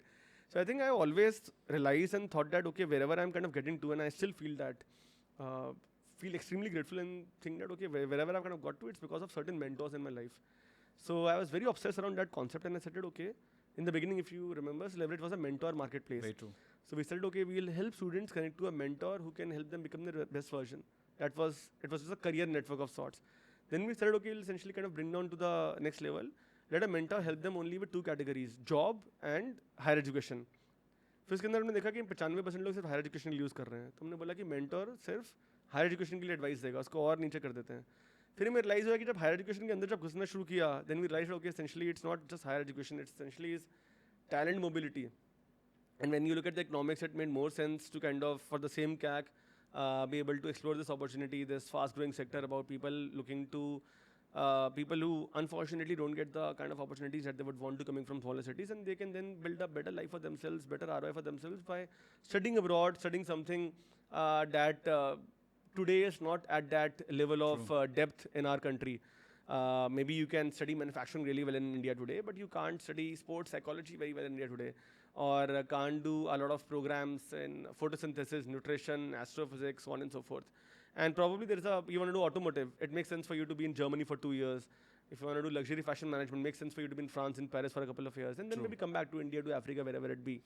So you realize that this talent mobility piece is like really great. That's how Leverage became LeverageEdu for those next 3 years. And then of course in 2020 we realized that अभी इतना सब कुछ कर रहे हैं, इसको loan भी दे देते हैं. अभी इतना सब कुछ कर रहे हैं, इसको रेमिटेंस भी दे देते हैं. पिछले साल रियलाइज़ हुआ कि सब कुछ कर रहे हैं, इसको बेचारे को घर भी दे देते हैं, क्योंकि इस पे ये मतलब इसको बहुत फाइट हो रही है. एंड ये कर देंगे तो then will essentially become their super hero in life. And I think that's how just the business has been evolving over time. I think even now I sometimes think that what the business might become 4 years later will be very different from where it is today. Because continuous evolution, right? I think one of the points that I had before we talked about the other businesses that are going on was that there was obviously challenges you've also faced because of the funding boom. Salaries went up, right, through the roof. I think the burn rates definitely went up for everybody across the board, right? And then suddenly you had a funding winter, right? And I think you also scaled a lot of like many other founders. You also scaled and you overhired because आपको पता नहीं था कि at the day of joining कितने लोग आने वाले हैं, right? And suddenly now you have overhired. You've got little more people than you probably need, and now you're facing a problem where investors are saying, I no longer have free money. How do you and then obviously you navigated all of that. I think you've still maintained 1,000 people even today, and yet you're growing. What is maybe one thing that you've done that has made all of this work? So I think very simple, right? In our case, the larger expense was always CAC. And we realized that we are bringing in all these new customers. Of course, bringing in people, all of this was only happening to kind of service these new set of customers. And these new set of customers are kind of coming in at a cost. So I think we had seen this cycle of performance marketing taking it to a certain level and then kind of crashing down. So we were always, and I was also, and I think this goes back to the beginning of our conversation where you spoke about it's helpful if you've done multiple things before becoming a founder. So I've seen this cycle before. I've been a part of journeys where I was not a founder, where I've seen this happen. Correct. And I knew that performance marketing cannot be kind of taken as the holy whatever drug or whatever to kind of just keep scaling. So we due credit. That's one place where I kind of often pat my own back because I had a board member who told me that why the hell are you focused on 7 different acquisition channels when you should only focus on Facebook because that's what one of these companies that has just sold for $300 million is doing. And I said, नहीं आप गलत बोल रहे हो. And then he essentially marked 4 more people and said, नहीं तू गलत बोल रहा है. मैंने कहा नहीं मैं तो ऐसे ही करूँगा. And there I kind of put my foot down. Few times that I've kind of done that with investors. And he came back 2 years later and said that अच्छा by the way हमें organic करना चाहिए. मैंने कहा ये वाला email देखो. अभी हमारा 70% almost सारा का सारा acquisition organic आता है. और उसमें से 11% उसी blog platform से आता है. जो तब 300K a month था अभी 9 million 10 million हो गया per month. So I think it was we were able to me and I would say my co-founder Raman. Essentially content marketing. Create the content, let people. We were more than content. We were able to foresee that we cannot depend on performance marketing. We have to create our own channels. Correct. So partly content, partly product, partly community, partly kind of a lot of people who say referrals. And I'm saying this very pompously. I've not seen even one company who have the best interfaces out there, multi-billion-dollar companies as well, who has a better referral product than us. We have a state of the art. Why do you say that? What are you doing different? I'll send a link to you right after this. But if today you want to become a referral partner, you will fall in love with the platform and you will say कि यार मैं ये side में ये धंधा भी कर सकता हूँ. And it will, even though you have a like great business that is kind of running for you, you're running so many things. It's so smooth, it's so transparent, it's so honest, and it kind of shouts out that hey, it's so easy. Why don't you kind of become a referral partner with us and kind of get things moving in a certain way? And then we kind of took it to our employees as well. We took it to our students. We took it to people who were not our customers but were taking loan and remittance from us. Then we kind of took it to people who were not our customers in any possible way, but we said, okay, we are going to help you with jobs there. When this referral piece became 16%, by the way, 16% was the referral volume of Uber and Airbnb when they went IPO. So it's not a small deal. 16% काफ़ी है.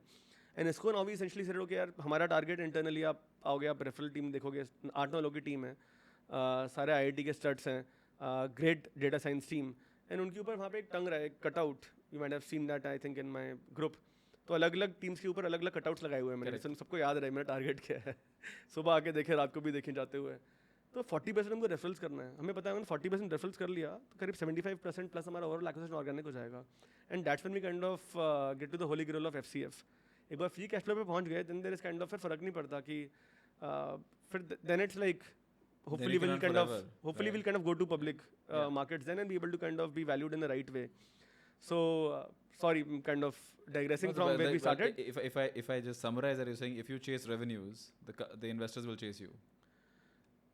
I'm saying if you yes and if I'm saying if you also chase sustainability and if you don't get bogged down by what's happening in the market. Correct. And I'm guilty of that as well.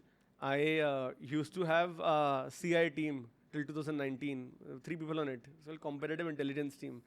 तो SIM का यही काम था वो देखती थी बाकी लोग क्या कर रहे हैं एंड अभी भी देखते हैं अभी मैं देखता हूँ डायरेक्टली और फिर देखते हैं कौन अच्छा कर रहा है कौन सीख रहा है एंड हमारे बोर्ड रूम में काफ़ी डिस्कशन होता है कि यार इस पर इन लोगों ने हमको पेल दिया है यार ये तो इन लोगों ने बहुत अच्छा किया है and like it's great if somebody's kind of doing something which is better on one specific aspect.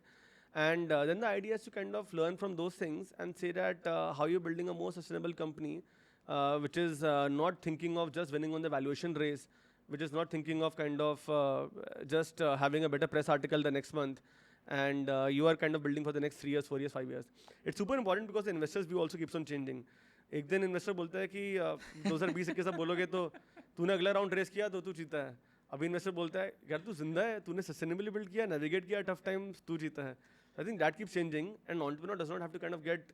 No, you cannot build for investors' wishes. They change all the time, right? And I'm sure परसों ये भी बोलेंगे भाई अभी और तेजी से grow करो, फ्री मार्केट में फ्री पैसा है, there's opportunity. To which I think that's also a fair ask. But then you need to have built that amount of muscle in your org that it can play all kinds of balls. It can play a fast bowler, it can play a spin bowler, then it can kind of play a medium bowler in the next over, and that does not happen very organically. That kind of needs some practice. And using the same example, you still have to have your target in mind, right? Correct. Sometimes क्या होता है कि because somebody might just give you over exuberance, and you know we've seen this especially in this funding boom, कि go and burn, don't worry, right? We'll fund it again. Unbelievable that happened. And it's happened. I mean, there are so many ventures that were doing some good business, unnecessarily went out and burnt money, and now they've completely lost the business. You know, so regardless of what the investor says, and I'm not saying that go and fight with them, but I'm saying if you have a model that's working, unnecessary burn has no place in a business. Correct. And I would say also on top of that, I would again circle that back to my last thought. It's very important that you surround yourself with people who have seen multiple cycles. I remember just as a Series B finished, I was introduced to Reena Vittal, who's on the board of ICICI, a couple of other banks, senior McKinsey partner. She had just joined the board of Urban Company around that time. I met her in the cafeteria below her house, and she had seen an interview that I had given to one of these TV channels, ET Now, I think, while Nayantara was still there. And I had said, yeah, आपने पैसा डाला तो उसके बाद है. I had said that 832 cities and towns से हमारे बच्चे आते हैं. We're truly building a Bharat company. और मैंने आपको भी अपने दूसरे stats बताए थे, right? And she, in a very polite way, said that तुम ये क्या बेवकूफ़ी वाली बातें कर रहे हो? अगर तुम बोल रहे हो 800 बच्चे शहरों से आते हैं, इसका मतलब कि तुमको नहीं पता कि तुमने ठीक से dissect नहीं किया अपना market. And full credit to her, she essentially taught me the value of focusing on micro markets where you focus on the lowest CPLs, the lowest CACs, best conversion, and the best brand recall that you have basis the value prop that you have. Correct. Once we started doing that, we noted, okay, these are the micro markets that we need to play in, and we'll only play here. We market तो बहुत बड़ा है.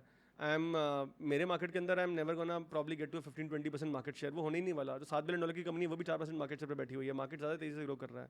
So might as will essentially be able to focus on you want to call it sustainable pools, profit pools, and then kind of dissect that down to permutation combination of कि यार इस तालुका शहर district का बच्चा जो इस background से आता है, इस तरीके के कॉलेज में जाता है ये वाला प्रोग्राम पढ़ने इस देश के अंदर. And once you kind of build that flight route very well, then it's also a great way of kind of building the business. But then I'll tell you one more challenge that happens with that. Sorry, I'm kind of extending this argument more than I should, but I'll tell you the bigger challenge that happened with this. Founder को relies हो जाता है, management team को relies हो जाता है, but जो बाकी आपने पूरी जनता बिल्ड करी हुई है, वो सब सारी फंडेड कंपनीज में काम किए हैं जिस जनता को आपने एक्वायर किया था. वो बोलते हैं भाई तुम्हारे पास पैसा नहीं है क्या चलाने के लिए, हम यहाँ पे काम करें या नहीं करें. तो उस जनता को कन्वर्ट करना और बोलना, I would say my biggest challenge in the last 1.5 years has been to make these I would say 500-700 people who kind of really matter to me today, make them believe that we are not going to play this random game. Great that we have raised funds. The day we raised funds, I took a town hall. And I essentially kind of, people were so happy, so joyous, and I kind of killed their momentum. I said, हमको पैसा नहीं खर्च करना है, ये आ गया business में, अभी हम कुछ नहीं करेंगे इसका, अभी हमको प्रॉफिट करना है बस, अभी हमको बच्चे को खुश रखना है, हमको प्रॉफिट करना है. So I think to kind of, I don't want to say taper down expectations, but to kind of make them realize that the right way of building a business is this. I think that was the hardest part. Correct. And that is not easy in today's environment because everybody who has worked at startups, who's super talented, who can add value, have worked at startups during the whole boom piece. So founders को तो समझ में आ जाता है क्योंकि investors बैठे हैं, market बैठा है, इसको गाली पड़ रही है, इसको शाबाशी मिल रही है, समझ में आ जाता है. But how do you kind of drill that down to a large scalable team under you? That's not easy. It usually starts at the top, is what I would say. Of course. It starts with the founder and percolates down. Takes a while. Yeah. And not easy.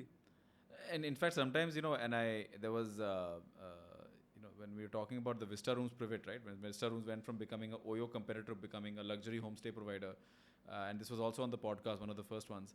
They had to I love actually let them go. They had to let go of the team because they were so used to selling a particular product or selling a particular culture that when you had to tell them कि अरे अब switch करके let's start selling one of 50,000 rupee room nights, right? In a villa, you can't expect the same team to do that.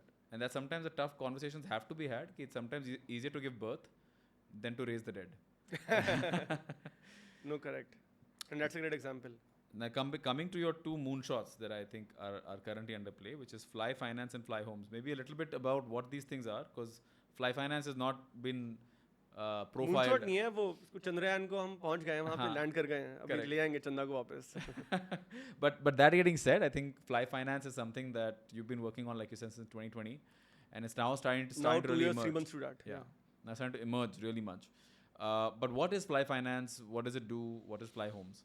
Sure. Within Fly Finance, primarily we have two legs right now. We have loans and we have international remittance, which is also called Forex. Within loans, in 2021, in that 9-month period, we did about 30 CR worth of loans. In 2022, we did 270 CR worth of loans. Wow. This year, we'll hit about 850 CR worth of loans. As we've kind of went through this trajectory, our take rate has also improved.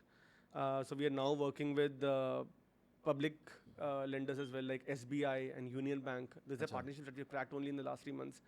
And the reason also we've been able to kind of hack out a larger volume is because we took a slightly different view of the education loan business. We said, okay, we're not going to go through the NBFC route today, and we might or might not in the future as well, in fact.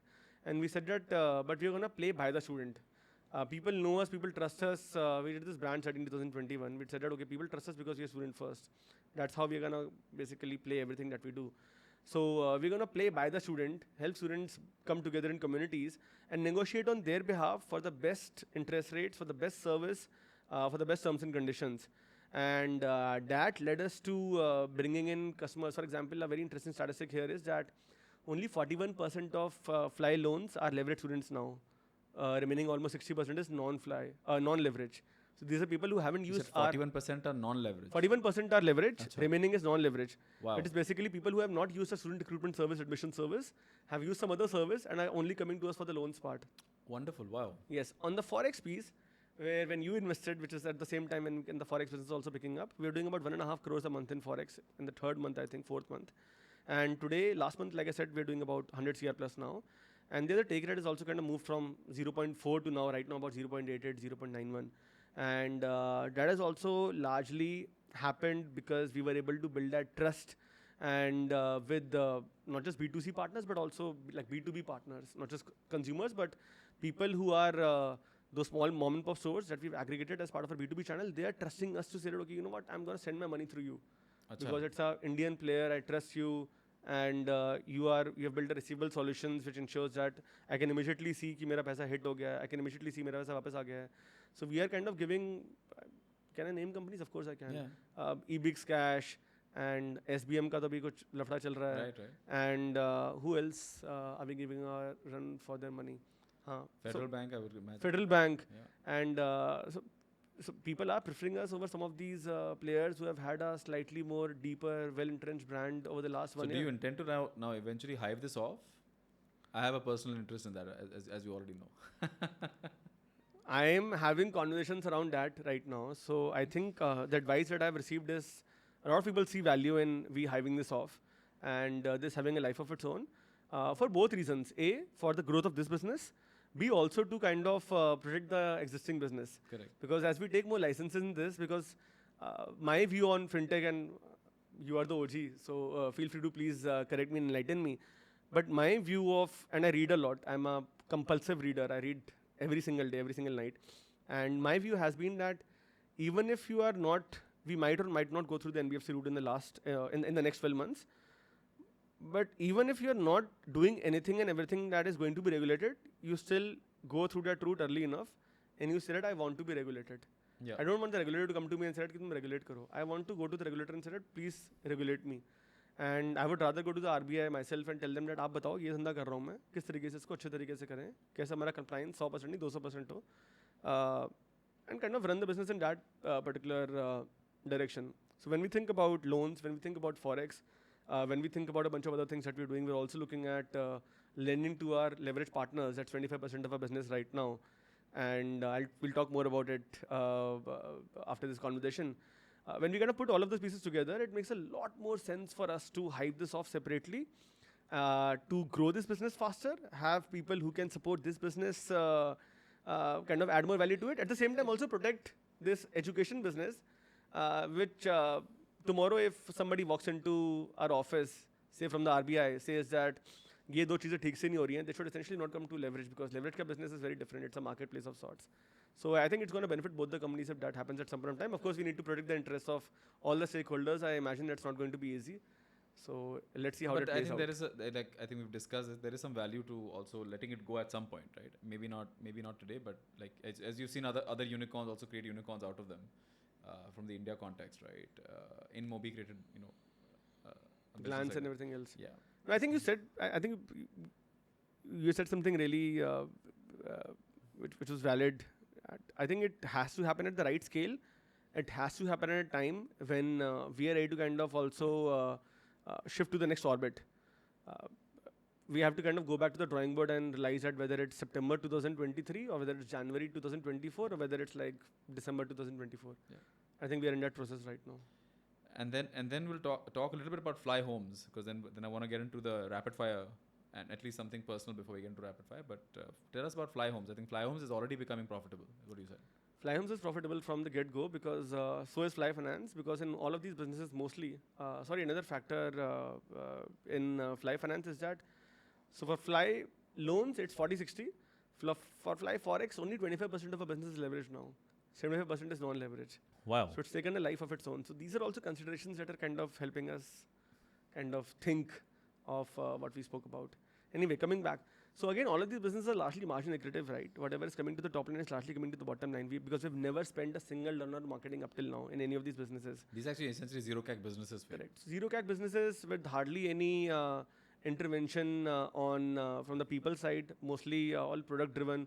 So for example, on the Leverage app, internet is off, otherwise I have to kind of run a quick demo for you, where you essentially, as soon as you get offers from multiple universities, as soon as you make a deposit on Fly Finance, you come back to the dashboard and it says that, okay, now you have made deposit to these 2 universities. From these 2 universities, these are the 3 different accommodation options. These are 4 different accommodation options. And then you kind of like register your interest right away, and then these guys kind of call you ASAP. So it's very seamless, right from your counseling to your day-to-day conversation with the coach, which happens on the Leverage Launchpad app from their side and Study Abroad with LeverageEdu app from this side, to that intervention of Fly Finance, to then essentially Fly Homes also coming in and saying that, okay, this whole hoop is connected. So it's all embedded in one final play. And because the customer is really not thinking of it as a financial services business and an accommodation business. Customer is saying कि यार मुझे ये वहाँ पे जाना है पढ़ाई करने के लिए, मुझे बताओ किस तरीके से ये होगा. अगर तुम ही आके मेरी सर्विस अच्छे प्राइस में अच्छे तरीके से क्लोज कर दोगे, so then it will be easy. Before we move on to the personal section, right? A little bit about how you're managing this entire behemoth personally as well. Let's just talk a little bit about Fly Homes. What is Fly Homes? What does it do?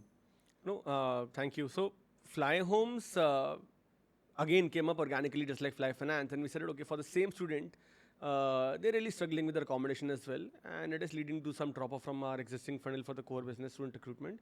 So can we really solve that as well? And we were earlier solving this by providing our students with a API with some other student living marketplaces. And then our students became unhappy because these guys were not providing a great service. So it wasn't about making more money to begin with. It was not about being margin accretive to begin with. It was simply about they aren't getting a great service. Why don't we step in and give them a great service here? Because it's not going to kind of really cost a lot. It's only going to cost us 3 months worth of effort to go out and hack these supply side partnerships with these PBSAs, purpose-built student accommodation, and BTR, build-to-rent companies sitting out of these foreign locations in UK, Australia, US, Canada, everywhere. So that's what we did. We spent October, November, December. Rachit, who you know, he spent, I think, about 1 month in UK trying to crack almost 10 to 11 large providers, cracked them very quickly, onboarded them. We were the fastest player in the space globally to get to 1 million rooms of inventory on Fly Homes, which we have today, like a booking.com of sorts. And the most beautiful part is that it's not a self-serving population of sorts. It's very seamlessly integrated within the whole flow. So, for example, you have seen the Leverage app, right? So, on your dashboard, when you go on the dashboard and you say you're working on these apps for Tasmania, you're at the end of the process. For Auckland, you're at the beginning of the process. For Tasmania, you pay the deposit. You go on Fly Finance, yeah, aaj ka rate aa gaya, you kind of make the deposit. As soon as you will make this deposit, it will basically say that, okay, you've got an offer from this university, you make the deposit. Now you click on this, and you essentially have these 4 different locations which are near the university, where you can essentially like book accommodation for yourself. And it's absolutely integrated. Because when you think of it from a consumer lens again, they are not thinking of Leverage being a edtech business. That's an investor lens, or a fintech business, or a living tech business, if that is what it's called. They're thinking of it as a service where they can essentially be able to take care of the entire consumer journey, which is start from thinking about what should I really study, where should I study, how will I get the best ROI, where will I get a job, what will really happen to my life 5 years down the line, 10 years down the line, how do I kind of pay back my loan, which lender will essentially be very, very friendly with me, which is where the community aspect of Fly loans comes in as well.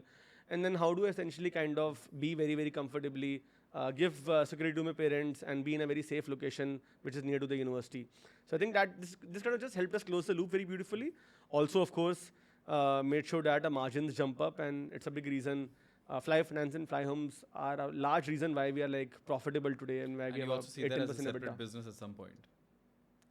Depends if we want to take it to the next level. In its current form, it's not a separate business because we're just being a marketplace. We are kind of making another few $100s on top of the existing ARPU. Yeah, But if we were to think about pre-buying homes, if we were to think about taking it to the next level and being a purpose-built student accommodation player ourselves and making at least $5,000 by ourselves on every single student, then that will be a separate business which will have a separate kind of investor base.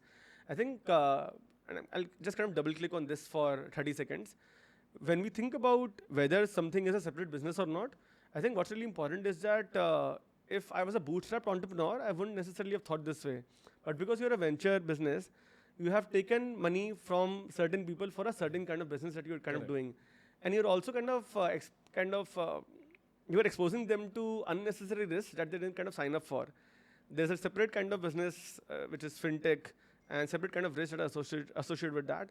And real estate also again kind of completely separate. So somebody who's kind of really married to the finance part of things might say that, okay, you know what, real estate, great business, Akshay, maybe I believe in you as an operator, but not my cup of tea. I don't want to invest in that.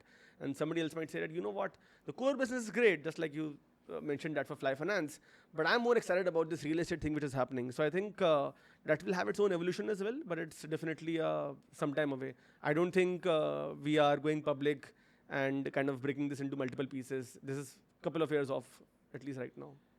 Now I'll talk a little bit about personal, right? You recently stated in a Forbes interview that you no longer seek external validation. Very, very interesting comment, right? Because I never thought you were somebody who, because you're so an extrovert yourself. I thought you were very much internally validated, right? But what did that mean? What and how did that change? I think, to be super honest, even if I said that I'm not seeking external validation anymore, I think I'm still in some sense. You won't believe this. I said this to my wife multiple times since that interview came up. And this interview is written by Rajiv Singh, I think, who's a prolific writer. Fantastic writer. I told my wife that. I met him recently, around the time when this interview came up. Oh, lovely. I told her that मेरे को इससे अच्छा आज तक शायद किसी बंदे ने जाना ही नहीं, because I think this was lying so deep into my heart. He spoke to me for 4 hours, and he found out that all my life, before starting a business, while at the business, in some sense, I have been seeking validation. And I don't know if all founders do, but in some sense, there is this urge that kind of comes in when you are kind of started from nowhere, when you kind of come from the kind of upbringing that I have, and you want to just prove it out to the world. That urge is very, very like, I won't say unique, but I think it's very, very powerful. It helps you a lot to kind of play out every day.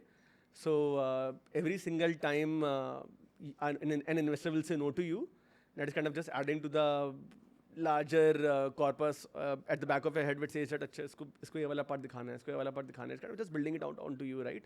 And you get to the next round. And so I always, I wrote a good 80, 90 emails in the last 2 months to people who had passed me across rounds and said, okay, this is where we have reached. Thank you so much. Really value your advice. But I felt some sense of joy also in writing those emails because I felt that, okay, you know what, I've proved to these guys that I can build a business and I can take it to this level. And now I kind of need to prove it to the next level of detractors as well. So I think having detractors is like the best thing that can happen to you. And in some sense, because of that, you start to seek some validation from the external world. In our life as founders, I think that also becomes a market. I hope that private market kind of becomes public market as well, because while I said very large, lofty things about the guy who drove me here also needs to make money, now I kind of need to make it happen. Till the time I don't make it happen, till the time I don't ensure that anybody who's investing in the stock at price X, the price is not going to get to X plus whatever Y in a certain time frame, so that nobody loses money who's investing in the first 3 years. Till that time, this this thesis will not be validated. And that validation is something that I definitely am still seeking for. And you said because of your upbringing. What did you mean by that? That largely means have not seen a lot, starting off from nowhere. And I think what that does to you is it gives you a lot of hunger. I don't think you can manufacture hunger. Hunger is like it's just there. It's in your DNA. Like I remember, not very far from here, Anirudh, there's a place called Goal Market near Connaught Place. And I was once, just a stark memory in my head. मैं पीछे बैठा हुआ था scooter के, मेरे पास scooter drive कर रहे थे, साथ में एस्टीम गाड़ी जा रही थी. वो एस्टीम गाड़ी में वो साइड में जो हैंडल होता है उस पर वो कोट टंगा हुआ था. मेरे को इतना सही फील आया उससे कि मैंने कहा ये बंदा ऑफिस जा रहा है, कोट टंगा हुआ है, कितना बड़ा आदमी होगा. That scene just kind of stuck in my head for the last 25 years now. I can't take it out of my head. And I still even though I have a car which is better than Esteem, but I just somehow always feel that, okay, this person is like above me in the pecking order, who's kind of dressing in a certain way, who's speaking in a certain way, and you're always kind of, it's slightly unhealthy. It's slightly, I would say, personally toxic as well sometimes. But the kind of fire it gives me, like, man, I would not trade for anything else in the world. So I think where you come from, the kind of hunger it gives you, and the kind of, I would say, how grateful it makes you feel to the world when you achieve every small thing. Because I think two things happen. Either you become super resentful or you become super grateful. Yeah. I've largely been on the latter side. I've been very grateful. So even when the simplest of things happen, I'm very grateful. ये एक चीज़ और achieve कर ली, super grateful. So every single morning when I'm waking up, I'm a little bit more grateful than I am like the previous day. And saying that, God, thanks, I'm alive. My family is around me. The business is going well. We have another day to kind of play it out, Yep. prove it out, and Then fight live the one more next day, day. one more round. Correct. So I think those things go together. I think that's where the upbringing helps, maybe. And like right before I get to my rapid fire, where you won't have that much time to answer, but I do started see measuring my thoughts. I know. I'm just saying that I do see that Aditi, right? And you all have been married.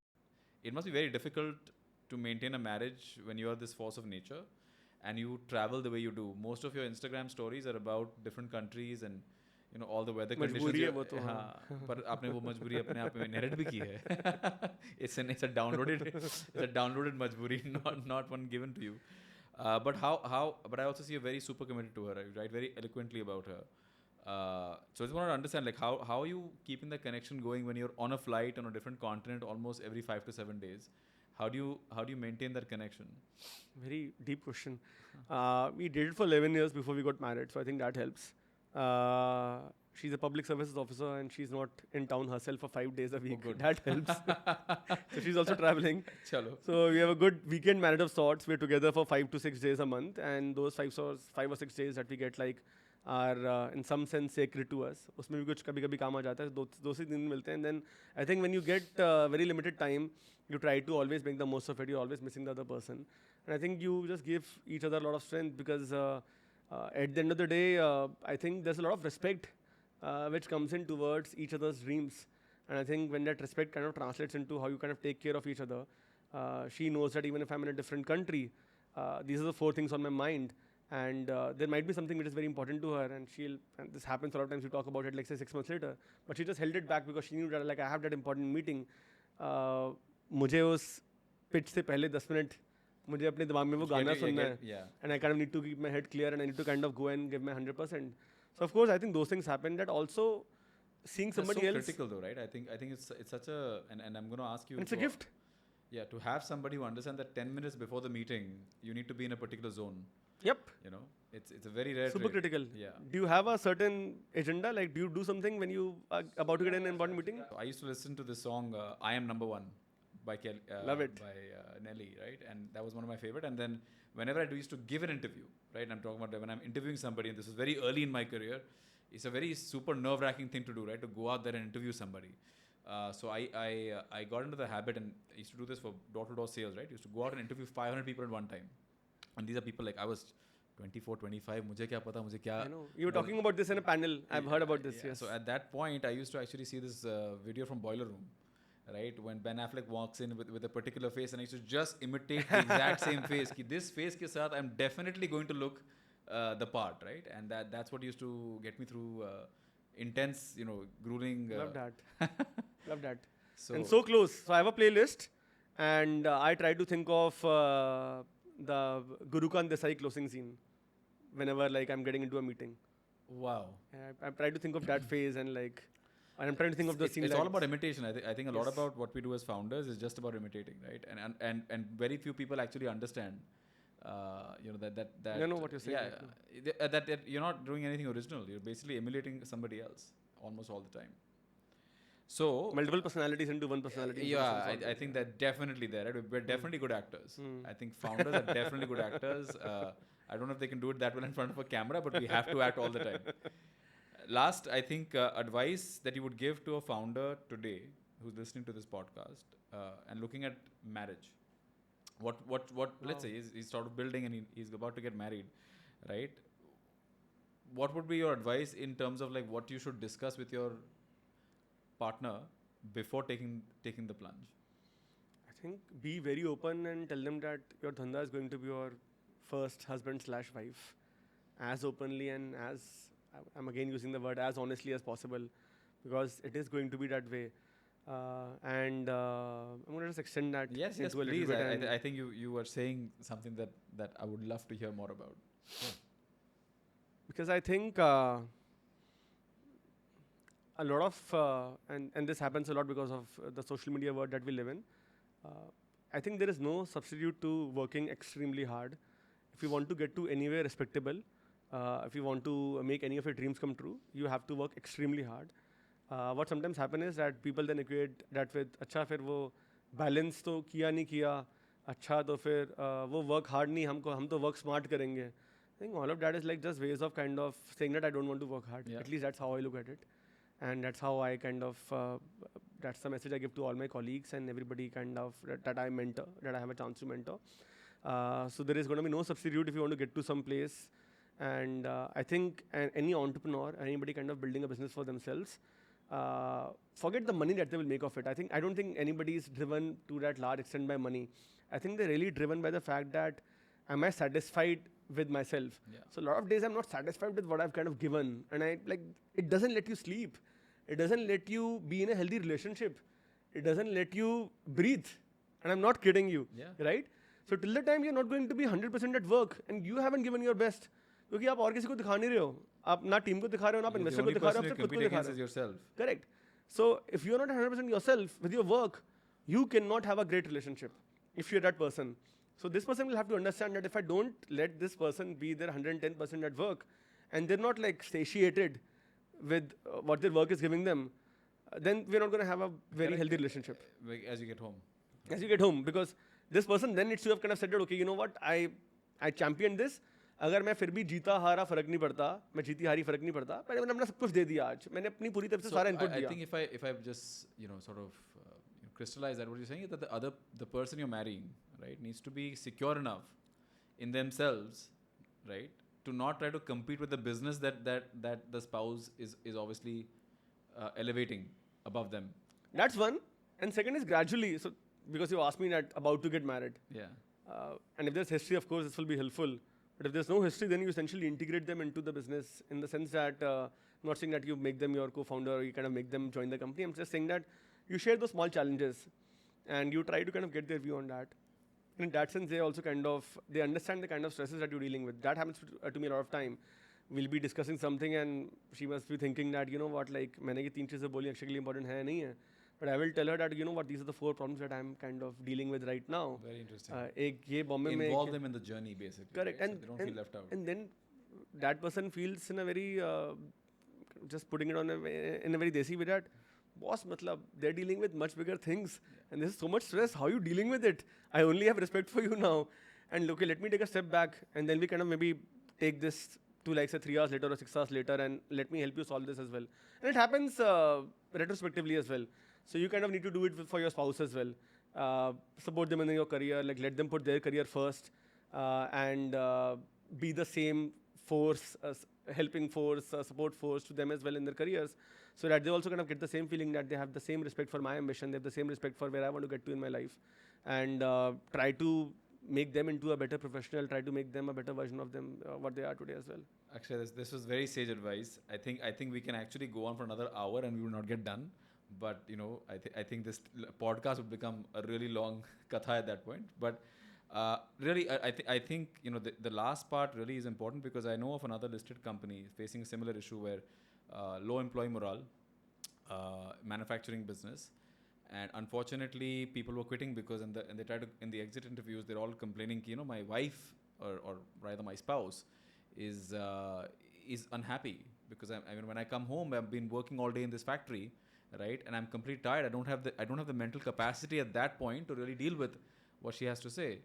And they said, well, this is a problem. How do we solve this, right? So one of the things they did was very interesting. They got all the wives to actually come and watch their men at work, right? And they said that the day the wives realized that these people are working and the kind of conditions they were working in, right? And they dealt with, you know, heat at sometimes in the range of maybe 40, 50, 60 degrees Celsius, and stuff that if you drop it, you're going to be critically injured.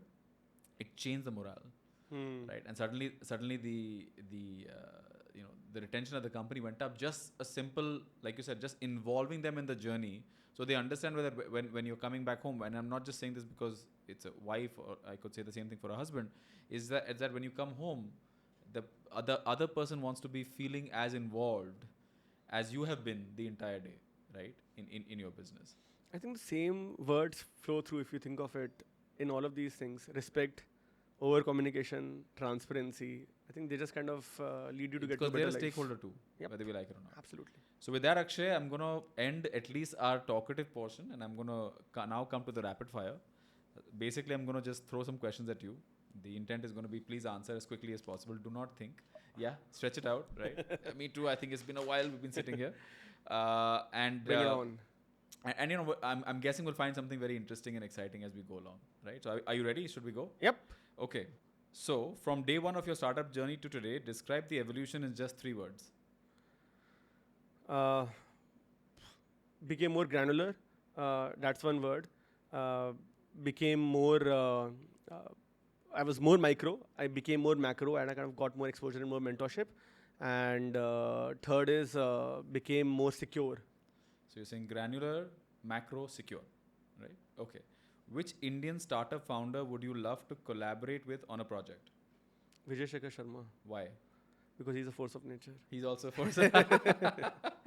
Okay, great, Vijay. If you ever are listening in, please. Vijay is an angel, and Vijay is invested in the company, and he's incredible. He's incredible. He is really. He's really scripted. And if he's a part of your story, he just takes so much pride in your success. I remember we had put some billboards in a tier 2 town, and he met me at a birthday party of a kid, and he said that मैंने वहाँ पे board देखा, मैंने 4 लोगों को बोला देख हमारे लौंडे का है, and all of those things. So I think he's lovely, and like, just so much love for him. Wonderful, wonderful. What's one habit you must do every day, no matter how busy?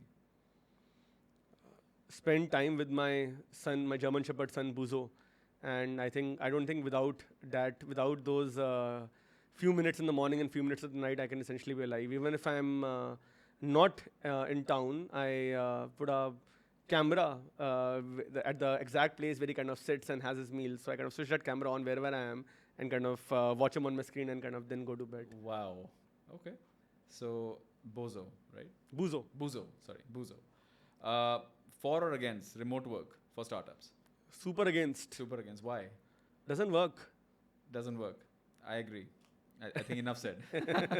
If startups were काफी लोगों ने जिन्होंने किया है वो सब इतनी हवाबाजी करी, पीआर किया और सब वापस कर रहे हैं. I don't want to talk about those companies. सब 2, 4, 5, $10 billion की कंपनी ने किया. yeah. I mean, we're social animals. We can't be sitting alone. And did you see that meme जहाँ पे वो Zoom भी नए offices खोल रहा है अभी? So मतलब it is super ironical.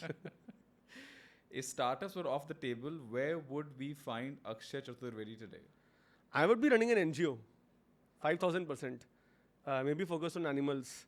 And I just feel that whatever I would be doing, I just need to feel that it's adding impact at a very like nth level. And that kind of just gives me more happiness. Myth or reality? Progress is possible with work-life balance. Myth of the highest order. Why do you say that? अगर कहीं पे भी पहुंचना है जिंदगी में पहुंच ये भी दूसरी बात छोड़ दो कि कहीं पे पहुंचना नहीं पहुंचना है. Even if you want to take a shot at getting to anywhere in life, you'll have to work as hard as possible. And then it comes to you on how do you integrate your work in life. But saying that I want to live in XYZ house, drive that, you know what car I like, be in that car and be hopefully in a jet. You can't get to those things and still talk about कि मैं 6 बजे वापस आ जाऊँगा and ये भी करूँगा, cooking भी करेंगे, gardening भी करेंगे. I don't think it's possible. I think if you really want excellence in life, you have to be crazy. And be crazy about that one thing and give it all your time for those 10, 15 years and then kind of get to your other hobbies if you want to. One technology you predict will dominate the next decade. I still massively believe in the power of Web3. And I still believe that I think as soon as you send that, you know, some crypto stocks must have gone up 1%. No, I still believe in line with what I do as well, right? In terms of talent mobility, we're kind of in some sense democratizing borders. I dream of a world without borders. Even if there are borders, I dream of a world where borders are more transparent, more translucent. Let me rather kind of use that word. So I see that like more currencies will interact with each other, and I feel that we will have more open-ended systems, and hence people, and that's on one side. On the second side, the fact that you spoke about so many transactions happening in India, so many transactions happening in the world, number of digital transactions, that means we'll have more of people's daily life being played out in a mobile phone, be it in a game, be it in a social media app, be it now Twitter giving money to all the creators, right? So when you kind of put both those words together, there is 100% like you will be doing a lot of things where you are like kind of paid for what you do on social media, not paid for what you kind of do within 40 to 60 degrees Celsius, like in a very heated environment.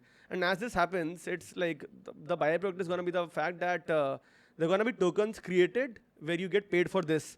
And that is going to result in a more robust Web3 economy than that we have today. I'll just kind of add for 10 more seconds, really sorry. But I think the reason Web3 went wrong is because we had people trying to kind of run a fool's paradise of sorts, not have any company whatsoever, and then kind of just release tokens which had nothing at the back. But if you have real companies who kind of have X number of transactions, who have like a Starbucks, if they were to kind of pivot to Web3, or any of the airline companies who have like these millions of points, if they were to pivot to Web3, or have that integrated within their whole ecosystem, I think that would always kind of go bonanza. Yeah, I think a lot of the tokenization was just basically people who could not raise equity went out and raised public finance, right? So your top productivity tool or hack? Google Sheets.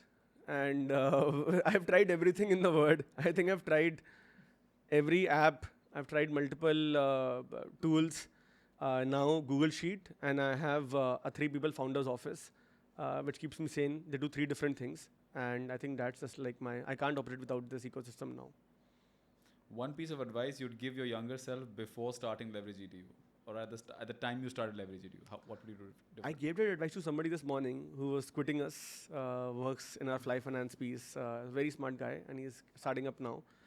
I told him so you essentially want to be way more clear and have way more of your path built out in your mind or on a paper before you start up. I think a lot of people start up a business just with like pure aphorism, like dunya hila denge, so on and so forth, without a proper plan in place. I think it's important to, and I'm not saying that you don't take a chance. And I know a lot of entrepreneurs say that, okay, you know, the best time to start a business is today and tomorrow. I don't believe in that.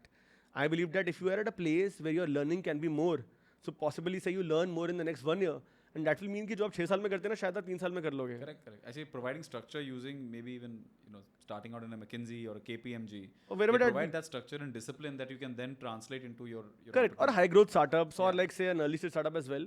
So as long as I think exposure is key. Yeah. If you have exposure on doing a certain thing, which is going to be very useful in terms of when you build your own thing, that is going to be more important than you trying to figure out everything by yourself.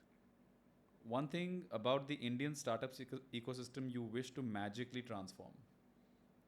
बहुत लंबी list है. One thing though. I think. I'm just trying to. Sorry, I'm not rapid on this one, but I think investors.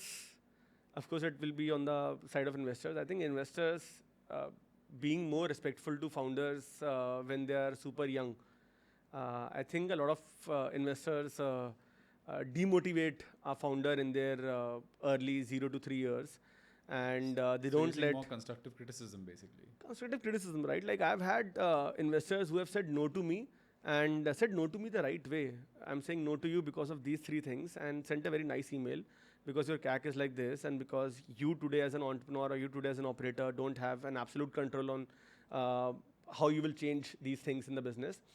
And that is so useful. I think that is more useful than somebody who might be investing a small check in your company. Very true. So I think if more investors, because of all the work that they do, because of the backgrounds that they come from, because of the theses that they write, and the kind of work that they do, and the kind of, I would say, the kind of promises that they make to their LPs as well, Yeah. I think they absolutely should give great constructive feedback to every single founder who's coming and knocking their doors. That's a very, very important point actually. Let's see. I'll give you 2 more. Okay. So one hobby of yours that most people don't know about. Very interesting. I love to. Okay, I haven't spoken about this. I love to take walks. I walk all the time. So I do a lot of my, at least 3 of my meetings every single day are on a walk. And I will maybe it's a 4 to 5 p.m. meeting, and I'll kind of take somebody from their office and I'll kind of start walking with them, and we'll reach 2 kilometers outside our office, and then we kind of take an auto from there and come back. And this has been a habit for me for the last 8-10 years. So I walk a lot. I Wow, walk. this actually is a habit that happens in Boulder quite a bit. That they have cycling meetings. They cycle together. Correct. And while having a meeting. And let's see. Last question for you. What last book did you read that left a deep impact? The last book I read that was Deep Work. Deep Work. And I think And Dan Ariel, right? Yep. Yeah. I think the ability to really set aside everything else, because there will always be 1,000 things happening in your life, and to really prioritize them in a certain stack and say, okay, there are these 100 things happening. A, let me structure them. B, let me once I structure them, let me prioritize them in a certain way. And I'm only going to kind of hack them one by one. I think that is magical. That seems so easy, but it's so difficult to execute something like this. And then to kind of keep all distractions away and then kind of just lock yourself up and solve that one by one by one. And I think what Deep Work also talks about is ensuring that you measure yourself by, not with a magic pill, but you measure yourself with small milestones. Yeah. So for example, for the longest time, I think even as a Series B founder, between me as a Series B founder when we last met and a Series C founder now, there were some problems that we were dealing with, and I would think that, okay, let me do these things and this will magically go away. Now I don't think that way. Now I know that, okay, yaar, ye sab aise ho hi nahi sakta. Maybe I'll do this thing, it will kind of, the problem will go away 20%. Maybe I'll do this one more thing, problem will go away a further 20%, and so on and so forth. Maybe I will not be able to completely throw this problem away, but I will reduce its impact by 50%. So I think again, in some sense, going granular with things, really kind of bringing down things into as many bits and pieces as you can. I think that's super important when you execute as an operator every single day. Wonderful. By the way, this was really an amazing conversation. I don't think I would have thought as episode 1 we would have, me being still rusty with the whole, podcasting piece, that this would have gone so well. This was really, really You're awesome easy. always. Thank you so much. And Akshay, before we leave, I just wanted to ask maybe one piece of advice you want to give to entrepreneurs that are just starting out today.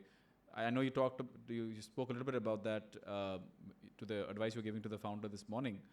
But let's say you're just getting started out, you're facing trouble with founders, or rather trouble with investors in trying to raise. What should you be doing? I think one advice with two, I kind of break it down into two again. A, choose the right role models. Because I think you spoke about emulation as well, right? And that comes from people you want to aspire to be like. Uh, I think any entrepreneur that I aspire to be like today. So over the last 8 to 9 months, I surrounded myself with a lot of public market founders, public market operators, people who are listed their companies in Nifty 50, in the top 500 companies of India, and the way they think, the way they evaluate the market, the way they essentially, the kind of outlook that they have on life, that tells you that फुर्सत से बनाओ, अच्छा धंधा बनाओ, लोग अच्छा करके बनाओ, and don't kind of play the small hoop games. I wish I could have said this to my younger self as well. I would have had less heartburn than I've had in this journey. I would have probably raised a little bit less money, and I would have had a little bit more equity in the business as well. So I think that's advice as well. Exactly what's running through my head when you were saying that. So, but yeah, fursat se banao and have the right role models, and just make sure that you're building a business which is going to stand the test of time for the next 10, 15, 20 years, built for the long lens. Wonderful. Thank you so much, Akshay. This Thank you really so much, was sir. an amazing episode, an amazing learning, we got to cover such a wide range of topics.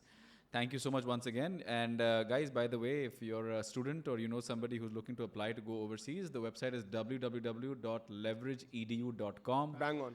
And please go there. I will And if put you're looking to take a loan, it's fly.finance. Yes, if you're looking to take a Forex. loan, it's fly.finance. I will put the links in the comment section below. Thank you so much once again, Thanks, Akshay. Anand. I look forward Always. to having you once again.